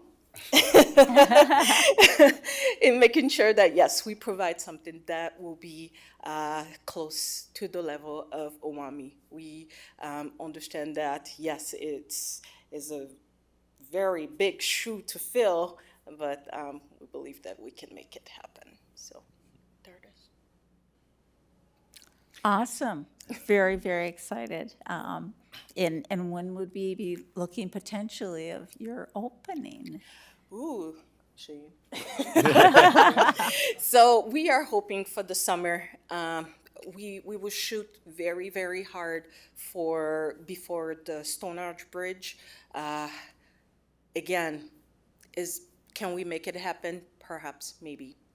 There's a lot of things happening. We are waiting for the previous tenant to be able to move out of the building so we can come in and assess what needs to be done and try to get our team situated to execute that move in. Excited to be one of the first customers. President Olson. Yeah, I just wanted to say, grateful for you coming in, filling big shoes, important space, but also on us as commissioners and staff and as a team, when you have that opening, we're going to be there with you and hyping it up. I think we saw, a bit unfortunately with Bide Makaska, Pavilion, and, there were some difficulties kind of with a late launch and stuff like that. And I think getting off on the right foot is really, really critical. So, I know I'll be hyping you up when you open, and I think we all will. So thank you so much. Thank you so much. Commissioner Garcia. Thank you, Chair Forney.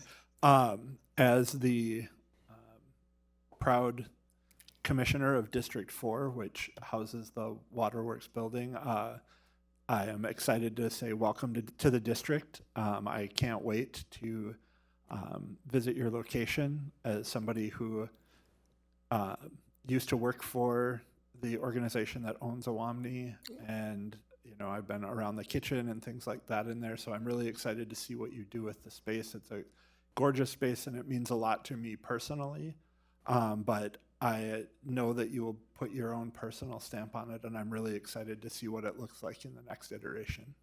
Absolutely. Thank you. Thank you for being here. And Google Maps and Oh, your thank you. Thank you. No problem. Well, upon that and everything, all those in favor of the motion, please signify by saying aye. Aye. Oppose? That action carries. Thank you so much. On to our next action.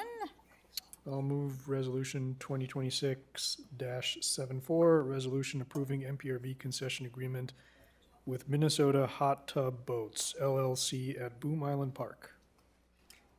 Great. Oh, yes, a couple lights popped on. I'm not sure who came first, but I'm going to go with Commissioner Garcia. All right. I love a good title, and seeing the words Minnesota Hot Tub Boats together. I've been waiting for this all evening. So Shane, if you could give us an introduction and talk about this project, I would love to hear more. Chair Forney, Commissioner Garcia, thank you. I do have a brief presentation on this one. I will just lead it off by saying earlier in the night, we talked about revenue generation and our team and looking for ways to generate other sources of revenue for the park board. And so, as you can imagine, when this one came in initially, we were like, what is this? And we had a lot of conversations around it and looked at some different areas and whatnot. So this is what it is. Minnesota Hot Tub LLC is a new and locally owned small business. The business model centers on renting specialized vessels that happen to be hot tubs. The business would operate rentals on the Mississippi River at Boom Island, and the proposed operation would be in coordination with the partnership with the water taxi folks. So they've been working with them. If you're familiar with Boom Island and water taxi, at one time, before the lock and dam closed, that area was home to Skipper Liner. And then Skipper Liner moved down, there was a void. Water taxi came on the scene. We worked with them and got them placed there a few years ago. And we're looking to not only activate the space, but generate some revenue. So this one came in and we looked at it, and we'll stand for questions. And I do have Matt here, the entrepreneur. So if you would like to come up, Matt, and you'll just introduce him quick. I got to be honest with him. I asked him 3 times, like, are you sure you want to do this? Like, what is this about? I've never heard of this. So, but he's done a lot of research. And if you have any questions at all, I'll defer to Matt on how the business kind of works and that type of thing. Welcome, Matt. Very exciting. Yes. Thank you. Thanks for having me. Yeah. Commissioner Engelhardt, you have questions? Lots of them, but I mean, I think it sounds cool and exciting, and revenue generation is great. But how do you deal with the cleaning of the water? Sure. Yeah. So, so this is I guess for the record, this is a proven. I won't be the first person in the United States doing this. This is happening in Milwaukee, Chicago, Seattle, and some other cities. The boats that we're buying are made in Montana by a company called Spa Cruisy. You can look them up online, spacruisy.com. They have a built-in filtration system in the boats, and then I'll also be bringing in a commercial grade filter that can filter it like 600 gallons an hour. The boats hold about 300 gallons. And then we'll also be swapping out the water. It'll be pool water, basically. So we'll have it lightly chlorinated and then cleaned after every single use. And then we'll be testing every single time using test strips to make sure it's clean. And then we'll be swapping the pool water as needed. We'll have to figure out the duration of that. But there's a sewer located right at Boom Island Park that we can dispose of the water properly into. So, I think that answers the question. So the water would get dumped into the storm water? No. I can answer that, sorry. Chair Forney, Commissioner Engelhardt. So at one time, the Skipper Liner was docked there, so all the infrastructure was there, the power, the water, the sewer, for when they used to dump. We're utilizing that same system that was there when the Skipper Liner was there. So no water discharge into the sewer system or the river. It goes into the sewer system, that was there for sanitary. Thank you. That was the word I was looking for. Yeah. It'll go through the wastewater treatment plant. Thank you. Yes. Very good. Thank you. Vice President Despande. I had a question about the dock work that you're going to do. Could you tell me more about the infrastructure changes and improvements and how that works? Yes. Chair Forney, Commissioners, or Vice President Despande. So over time, the reason the Skipper Liner moved was the lock and dam closed. Okay. When the lock and dam closed, the Corps of Engineers stopped maintaining this stretch of the river. So what we run into is a lot of siltation. The harbor that we would normally run in and out of on a daily basis is starting to silt in. So we're looking for other alternatives on days when the water is low. We need a dock, we need a system to get to the docks. The park board owned the docking system when Skipper Liner was here, but that moved down to Bohemian Flats. So water taxi's been able to operate because they don't pick anybody up there. They come around and pick up in the marina area. However, because of the siltation, they're having to pick up off of the dock where this would also pick up. So we needed an investment into basically a landing from the dock to the shore that met the standards of somebody walking across it versus what's there now, which is a piece of scaffolding and a rope. We're not allowed. It's okay for them to walk across it because they're not taking the public across it. But if we're going to entertain public on the dock, we needed a system to get out to that. And given what's happening, we can't dredge that channel for a period of time. I mean, that's a whole different conversation, DNR permitting and that type of thing. So this was the next best option for both water taxi and for this operation. And who knows, you might see saunas out there someday. So, I mean, it's, we had to address it right away. Commissioner Engelhardt, do you have another question?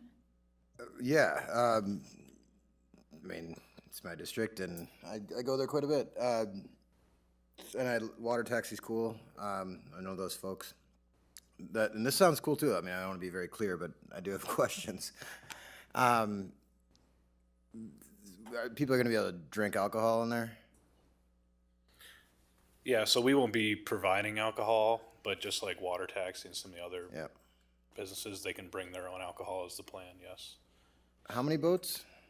So starting with 2 spa cruises, and then I'm in the works on getting a 3rd hot tub boat. Yeah, and I'm happy to speak to any of the other safety questions you have too. What are the months? Like from what month to what month? Yeah, so March through, I think, November 30th is what we have in the draft agreement. We gonna do any increased porta potties or things like that at Boom Island? Chair Forney, Commissioner Engelhardt, we don't believe we would need to increase currently. April 15th, October 15th, the restrooms are open, and then we supplement with porta potties in the off season throughout the winter. Given that this is a very low participation rate, the porta potties that were there will suffice for this operation. Again, we're talking 4 to 6 people at a time, so not 20 or 30 people. So the restrooms, facilities that we have at Boom Island, we feel will suffice. Thank you, and my apologies, Co-Chair Harbor Hall Moran, if I ignored you there. Can't see over there. No, I just turned my light on. You talked about other cities, Milwaukee and Chicago, like how, I'm just curious, like their like success rate or just like participation, is it like, I don't know, just anything that you can share there? Sure, yeah. I've personally tried them. My fiance's here as well. We've both tried them out in Seattle and in Chicago. Chicago with the exact model that I'd be purchasing. Seattle has actually 3 or 4 businesses on one lake, which is also in the shadows of the skyline, similar to how running on the Mississippi would be. And each of those businesses are thriving. Some of them have up to 10 boats, 15 boats. It's also not just Spa Cruzy that makes these. There's some other companies around the world that also make these. Chicago also, I've been working closely and learning from the Chicago Boat Company. They were one of Spa Cruzy's first customers. They operate right downtown on the Chicago River. I think they have 6 boats on top of their other, I think they have 10 or 12 Duffy boats, similar to what Minneapolis Water Taxi has. Chicago Boat Company also does that, so they do it all in one company, but they also have hot tub boats, and they've been very successful too. Chicago is a little bit different because it's a pretty high traffic river, especially during the warm months. I don't know if you guys have seen have ever been to Chicago and seen how busy the river can get. So Chicago Boat Company doesn't operate year round like we would, or not year round, but they operate a more limited season just to clear up some of the traffic on the river. Thank you.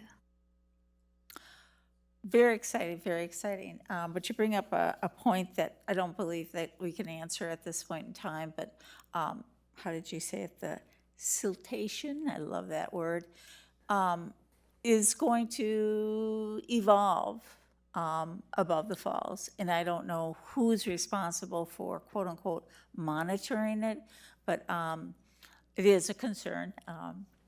As you know, I'm a rower, and, you know, yeah, how it's going to impair things in the future with Upper Harbor, you know, opening up, et cetera. But anyway, if someday somebody can maybe give us a semi-report on it, or who is responsible for that, I'd appreciate it. But anyway, I'm very excited. Thank you. With that, all those in favor of the motion signify by saying aye. Aye. Aye. Opposed? That action carries. On to our last action item. I'll move Resolution 2026-75, resolution approving an amendment and extension to MPRB concessions agreement with Ghost Dancer LLC, DBA, the sous chef at Waterworks Pavilion in the Mill Ruins Park. Great. Any questions, any discussion on this item? Not seeing any lights. All those in favor, please signify by saying aye. Aye. Opposed? That action carries. And at 8:44, I will then adjourn the Administration and Finance Committee. All right, and at 8:44, I will reconvene the Planning Committee meeting. So having completed our public hearing, we are on to our action items. Does somebody want to move the first resolution? I'll move Resolution 2026-61, a resolution accepting an, see? Oh, no, we already did approve the minutes. Yeah. Yep, so you're correct, sorry. I hope I am. Anyway, Resolution 2026-61, a resolution accepting an offer from the Minnesota Department of Transportation to purchase parcels 44, and 46 for no more than $18,000 for a future skate park as outlined in the downtown service area park plan. All right. I would ask Senior Planner Emma Pachuta if she would like to speak to this item.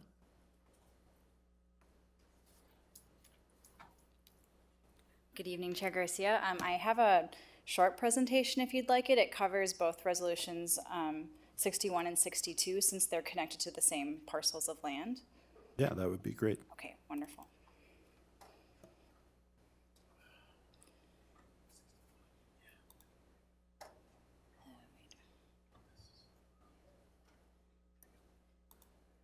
You think I would know where to go to get this by now? I do this so often. What am I doing?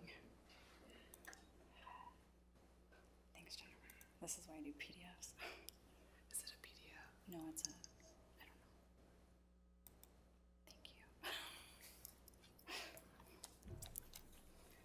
know. Thank you. Thank you. Sorry about that. All right, so the Break Room Skate Park, which was previously named the Skyway Commons Pocket Park, in the downtown service area park plan, was included as a future park site during that process, and it was approved in 2017. During the planning process, partners and community members saw and also continue to see a need for activation in this area of downtown, and they noted a location that was really underutilized in terms of activation. So since the plan's adoption, MPRB has been working in partnership with the Midwest Skateboarding Alliance, with the City of Minneapolis, the Minnesota Department of Transportation, the DID, and other community partners to turn the vision of the skate park into reality. So both the agreement for acquiring the parcels of land tonight, along with the easement agreement with the City of Minneapolis, are both related to completing this vision in our downtown service area park plan. So the project area is between North 5th Street and North 4th Street downtown, north of 2nd Avenue. So, and it's between sort of 394. So I just gave a few kind of areas to hopefully help you kind of center yourself in where this is located. This is an image of the parcel. So right now it's kind of a vacant lot. It has some turf, a row of trees by the sidewalk.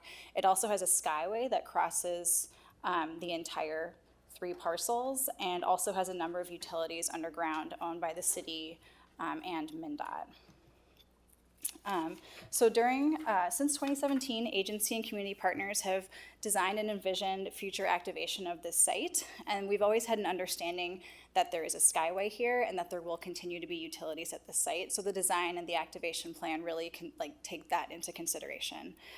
Over the years, we realized that it was challenging to have 2 sort of overlying agencies weighing in on the design.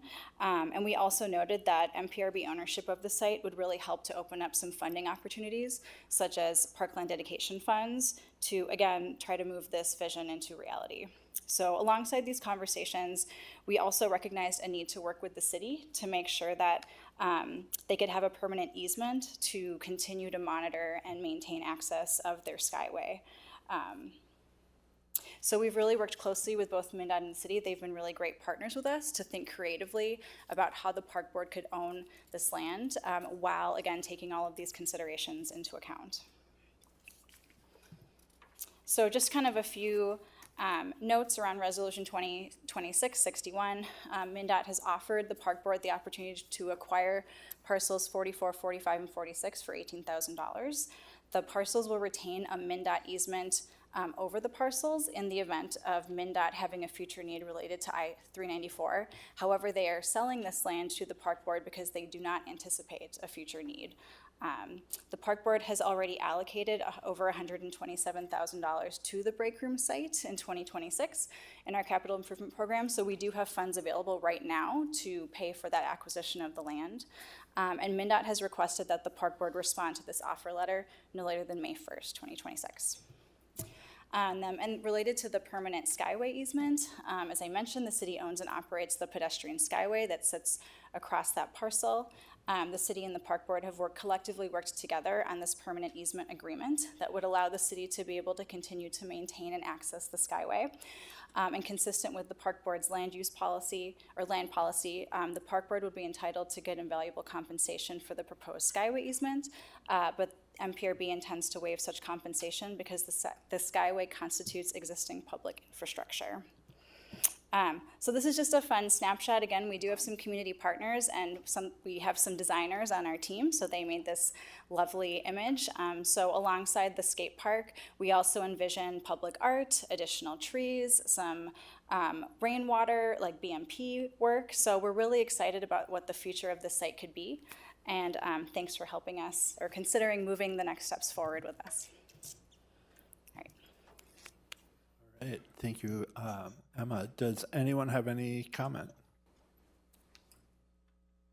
Commissioner Carbajal-Moran. Yeah, more than anything, it brings me so much joy. I had the opportunity to travel to the Netherlands, and they had 3 skate parks in the downtown area, and it was something that I've never seen before. Just the community that it brings out. It was just beautiful, and I don't know, just seeing this makes me excited of just the way that we're using space in such a creative and just seeing space in such a vibrant way. So it makes me super excited. So yeah, thrilled, and thank you for the work. Commissioner Forney. Thank you. I was going to say, first of all, I love the name. I think it's a break room skate park is wonderful. And then also, it just occurred to me the fact that we've got a permanent shade structure. Pretty awesome. Anyway, thank you for the work. Anyone else? All right. I would also like to. I'm going to lean back because I can't quite see past the monitor. But thank you so much for all your hard work on this project, Emma. I know it's been many years that have gone into making this an opportunity to happen. And, one of the things that we talked about a lot over the past few weeks was with our priorities and saying we're going to prioritize youth in our parks. I think this is the sort of creative thinking and a really good roadmap for showing how we can move forward to make that a reality. So thank you again, and I'm very excited to support this. And so with that, Those in favor of Resolution 2026-61, please signify by saying aye. Aye. Opposed? Abstain? That resolution passes.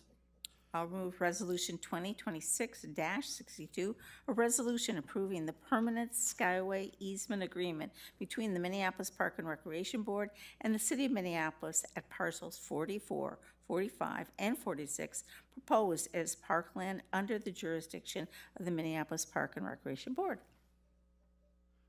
Thank you. Any discussion on this? All right. All those in favor of Resolution 2026-62, please signify by saying aye. Aye. Opposed? Abstain? Resolution 2026-62 passes. I'll move Resolution 2026-63, resolution approving Amendment Number 1 to 2021 agreement with Metropolitan Council for Metro Transit's use of bus turnaround/layover located within George Todd Park. All right. Do we have any discussion on this? Any discussion? All right. All those in favor of Resolution 2026-63, please signify by saying aye. Aye. Opposed? Abstain? Resolution 2026-63 passes. I'll move Resolution 2026-78, a resolution approving the constant plan for East River Flats Park. All right. I see Commissioner Engelhardt. Would this be the appropriate time to get a presentation? Yeah, thank you.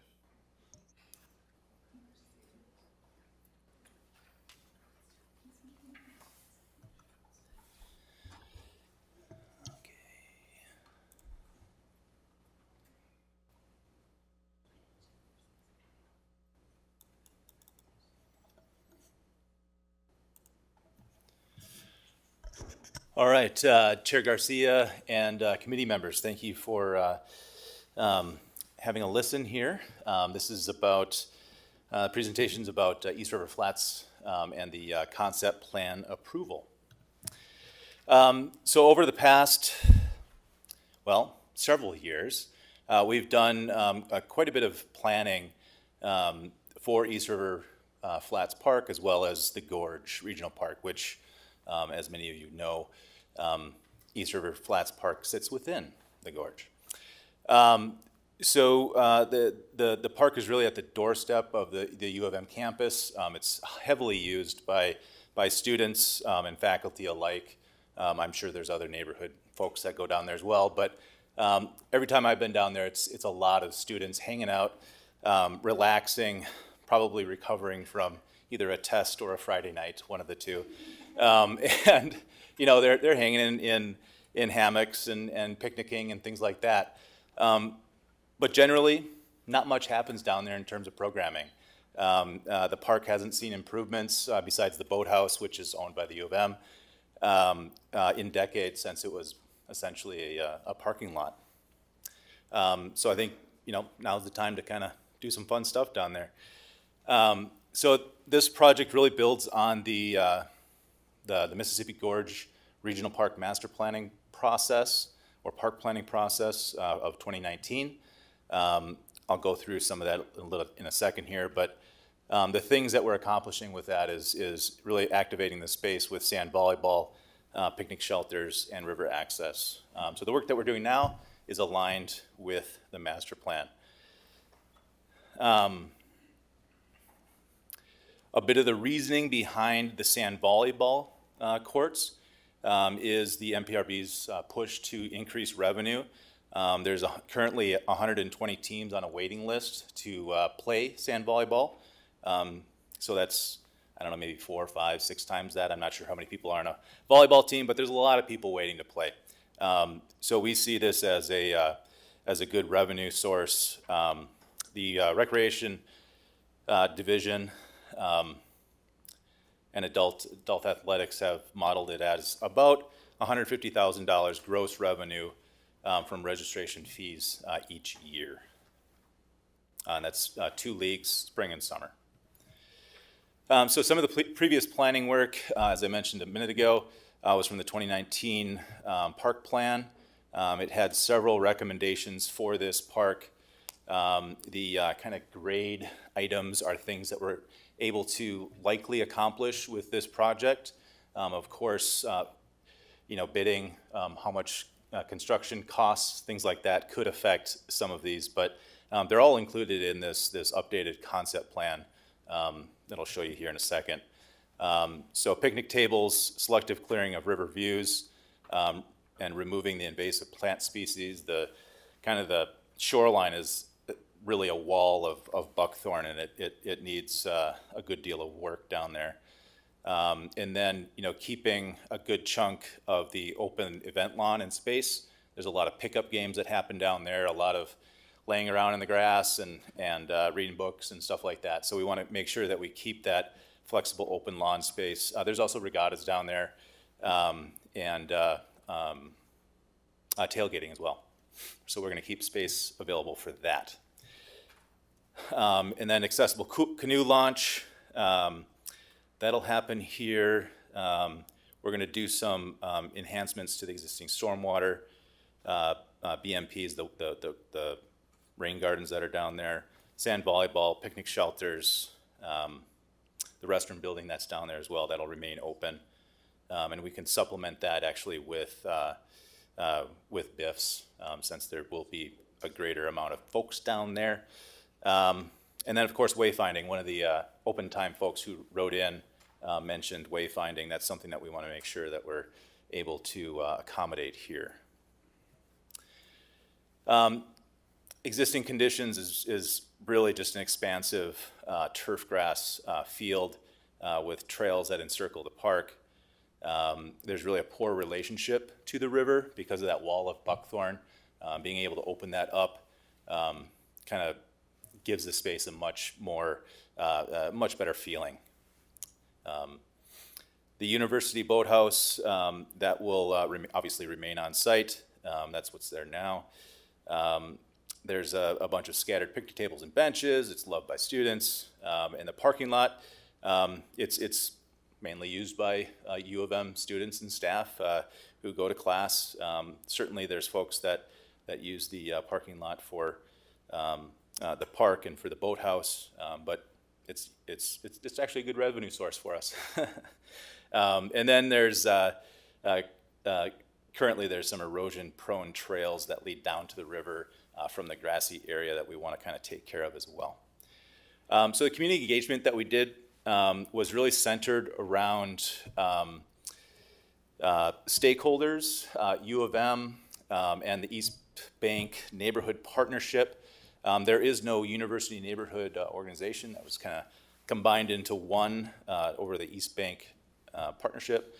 And so we spoke with the neighborhood group, several stakeholders like kayak and paddling groups. You heard from one of them already today. We spoke with a local fly fishing group who does fly fishing advocacy, lessons, guided trips, things like that, programming with various park agencies. And then, of course, we spoke with park staff and university staff. University neighborhood is mostly populated by short-term student residents. So engagement efforts were really kind of focused on where they would collect, and that was basically at those neighborhood meetings. We visited the mid-March neighborhood group gathering. There's about 75 people there. Commissioner Engelhardt was there as well, and Jared Garcia as well. And everybody was basically in love with the plan, which is great. Let's see here. So here is the plan. We're looking at several sand volleyball courts. We're shooting for at 8 courts. We may adjust that, but that's kind of what we're shooting for. We're looking at including some spectator areas on the north side of those courts. We'd like to get some shade structures in there. We were going to try for trees as shade, but we wanted to make sure that it was easy to maintain the sand courts and not have to deal with tree litter that falls in the sand and having to blow that off after every or during every game or whatever, or before every game. So there's seating and spectating spaces on the north side of the courts. There would be room for food trucks, vendor trucks, things like that to actually pull right in there. In case there's like a tournament or a larger volleyball event, we could handle that type of thing. We added a picnic shelter with 6 tables on the east side of the courts, right next to the restroom building and the turnaround, so it's easy to access if you're pulling in a cooler. There's some grills and ash receptacles, things like that there as well. And then on the upstream side or the west side of the park, we're looking at adding in a non-motorized boat launch that would be accessible by vehicle, so that kayak guides, large groups, fishing guides, fishing programming, etc., can actually launch several kayaks at once. Well, not at once, but a loaded up kayak trailer or a fly fishing drift boat. It's basically just a fancy rowboat, non-motorized, and they'd be able to back down there to the water, drop it off, and drive out. There's 2 turf grass trailer parking stalls. We did not want to add more impervious surface to this site, and there likely are limited amount of people that would actually drive and launch a non-motorized boat by trailer here. So I think we're set with 2 spaces there, kind of limiting that vehicular access into the park. The drive down would be essentially utilizing or replacing existing trails with just a wider, about a 14-foot wide driveway, asphalt, and then the segments that are between, kind of in the existing grass areas, would be like a stabilized grass or a stabilized surface that you could drive over. The exact material is not decided on that yet. But essentially what this means is we're kind of camouflaging a drive access to the boat launch as existing trails or as trails. So it feels less like a driveway and more like just a little bit wider trail. And we'd be able to limit the amount of vehicular, non-desirable vehicular access there, either with a gate or signage, some combination thereof. There's also a second smaller picnic shelter down by where the boat launch would be, as well as like an outdoor classroom where folks can kind of gather. And maybe there's a lecture down there. Maybe there's a little quick briefing on paddling skills before you go out on the river. And the shelter obviously is a great spot for beginning or ending your journey, or just hanging out at. There is going to be a need for stormwater BMPs here on site, so that we can retain and filter that water before it reaches the river.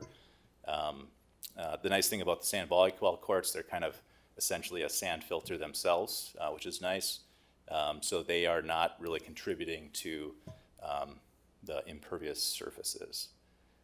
Beyond that, a second phase of this work that we'll be kind of teaming up with the watershed district is the buckthorn removal, landscape restoration on that riverfront edge, and then likely on the bluff between the river, between the parkway and the parking lot. We had a great discussion with the watershed district as well as our park staff, and they're thrilled that we can kind of pursue a larger landscape restoration project here. The budget here, we've got about $2 million worth of funding There is a chunk of that that is regional park bonding dollars. Is that right? That's regional park funding. A portion of that source is used elsewhere in the regional park, but we're going to borrow some of that here. So the estimate for construction is about $825,000. The majority of the work is new here, things that will contribute to added maintenance requirements of the site, and we'll be working through what all that means with asset management staff, recreation staff, and our finance group to figure out the path forward there on maintaining these added things. The good thing is we're removing a decent amount of grass here, so there's less mowing. There's just less grass out there is always kind of a nice thing. Let's see here. As I mentioned earlier, the sand volleyball courts will generate some revenue there, as well as at least one of the picnic shelters is likely able to be rented. And I think that is about it. And we don't have to do the public hearing, so we're already done with that. Thank you very much. Looks like Commissioner Engelhardt has some questions. Yeah, the anticipated low usage of trailered boat launching is because most people are going to portage from their vehicle if they're going to launch their boat there. Is that the assumption? The Chair Garcia, Commissioner Engelhardt, the idea here is to allow trailered boats that are non-motorized, like a multi-kayak trailer, to go down, drop off, and then come back up and park. It's not meant for, not necessarily meant for, bass boats and things like that to come in and out of there. It'd be a non-motorized launch. We'd have signage indicating that, and things like that. Yeah, so only the 2 parking spots are because there's anticipated most people would just fall on top of their vehicle and portage from there. Exactly, yeah. And then the remainder that's not asphalt, no matter what the material is, would be permeable. That's what we're shooting for, yeah. Okay, good deal. Thanks. This looks great. That's a cool spot. Thanks.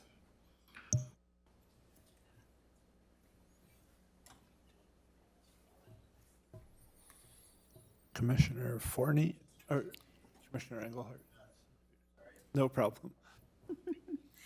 Thank you, very exciting. I know the area very, very well. And I was just curious how much, you kind of listed who is involved, but so people from the boathouse, they were involved in the discussions and everything. It's a very, as you say, idle area with horrible buckthorn, et cetera, and everything. I just have some concerns. I also have some colleagues here that I see. I don't know what their thoughts are, but right across the river at Bohemian Flats, there is already a kayak, I can't remember the name of it, rental area and launch.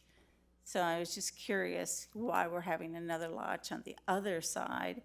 And I say that because this is a huge bend in the river, just upriver, and as far as the confluence for users and everything, it's a really tight bend.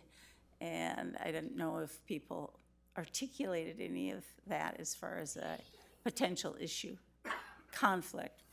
Yeah, Chair Garcia, Commissioner Forney, I did not hear any anything negative regarding conflicts with other non-motorized boats. I think Theo, who spoke during the public hearing, put it very well. This is a very good, easy section of river to get onto at East River Flats Park.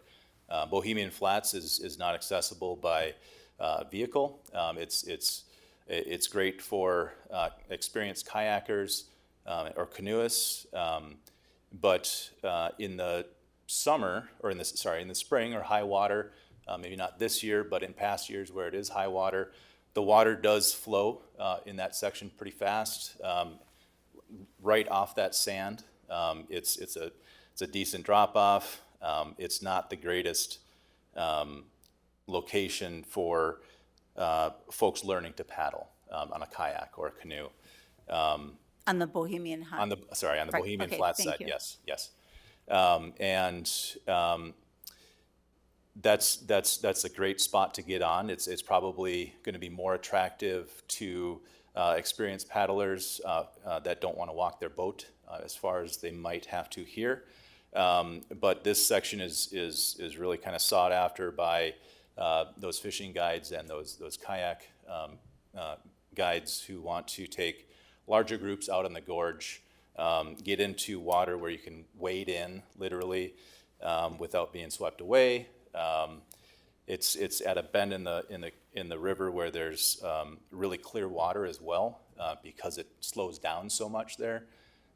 So it is kind of a really attractive spot for those guides and for people wanting. I just have some caution about it, and I'm also trying to remember where Wilderness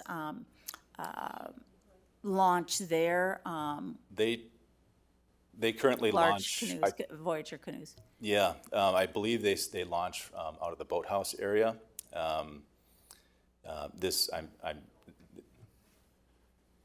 Okay.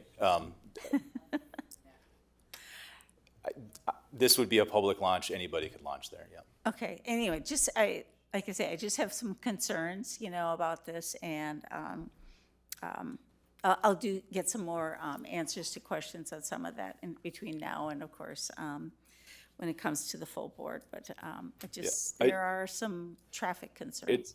Yeah. I mean, there is a lot of traffic there. There's the large boats that go up and down, the Queen, Minneapolis Queen, and the other. I don't know if there's a second one, but the large cruise boats. You got to watch out for them, but this is a public space, and we want to be able to give those folks access to it. So. Oh, and I wholeheartedly agree. Yeah. I mean, really, when whoever said the privatization of the gorge and everything, in a lot of ways, yeah, there is very, very low traffic in there and everything. But that corner right there is a choke point. Yeah. And so anyway, I just have some concerns I wanted Yeah. to express. Thank you. Exciting. Any? Commissioner Abeni. Thank you, Chair Garcia. I'm not on this committee. I actually wanted to just, I'm pretty familiar with the space too, because I work there. But I want to bring up actually the piece about the boat launch, and a little bit of a contradiction maybe to Commissioner Engelhardt, but I think you used the term stabilized turf. So there's a couple things that if the boat launch would have that as a surface. No, that's not what you said? Chair Garcia, Commissioner Bene, the launch that goes down the grade to the river would not be, it would be concrete. We would have to have that as concrete, likely with the. But the vehicle approach, you said, did you say stabilized turf? No. We're looking at how we can create a pervious surface that can withstand vehicle loads and doesn't require, permeable pavers, which are rather expensive to install. Yeah. Okay. So we're looking for an engineered solution that would.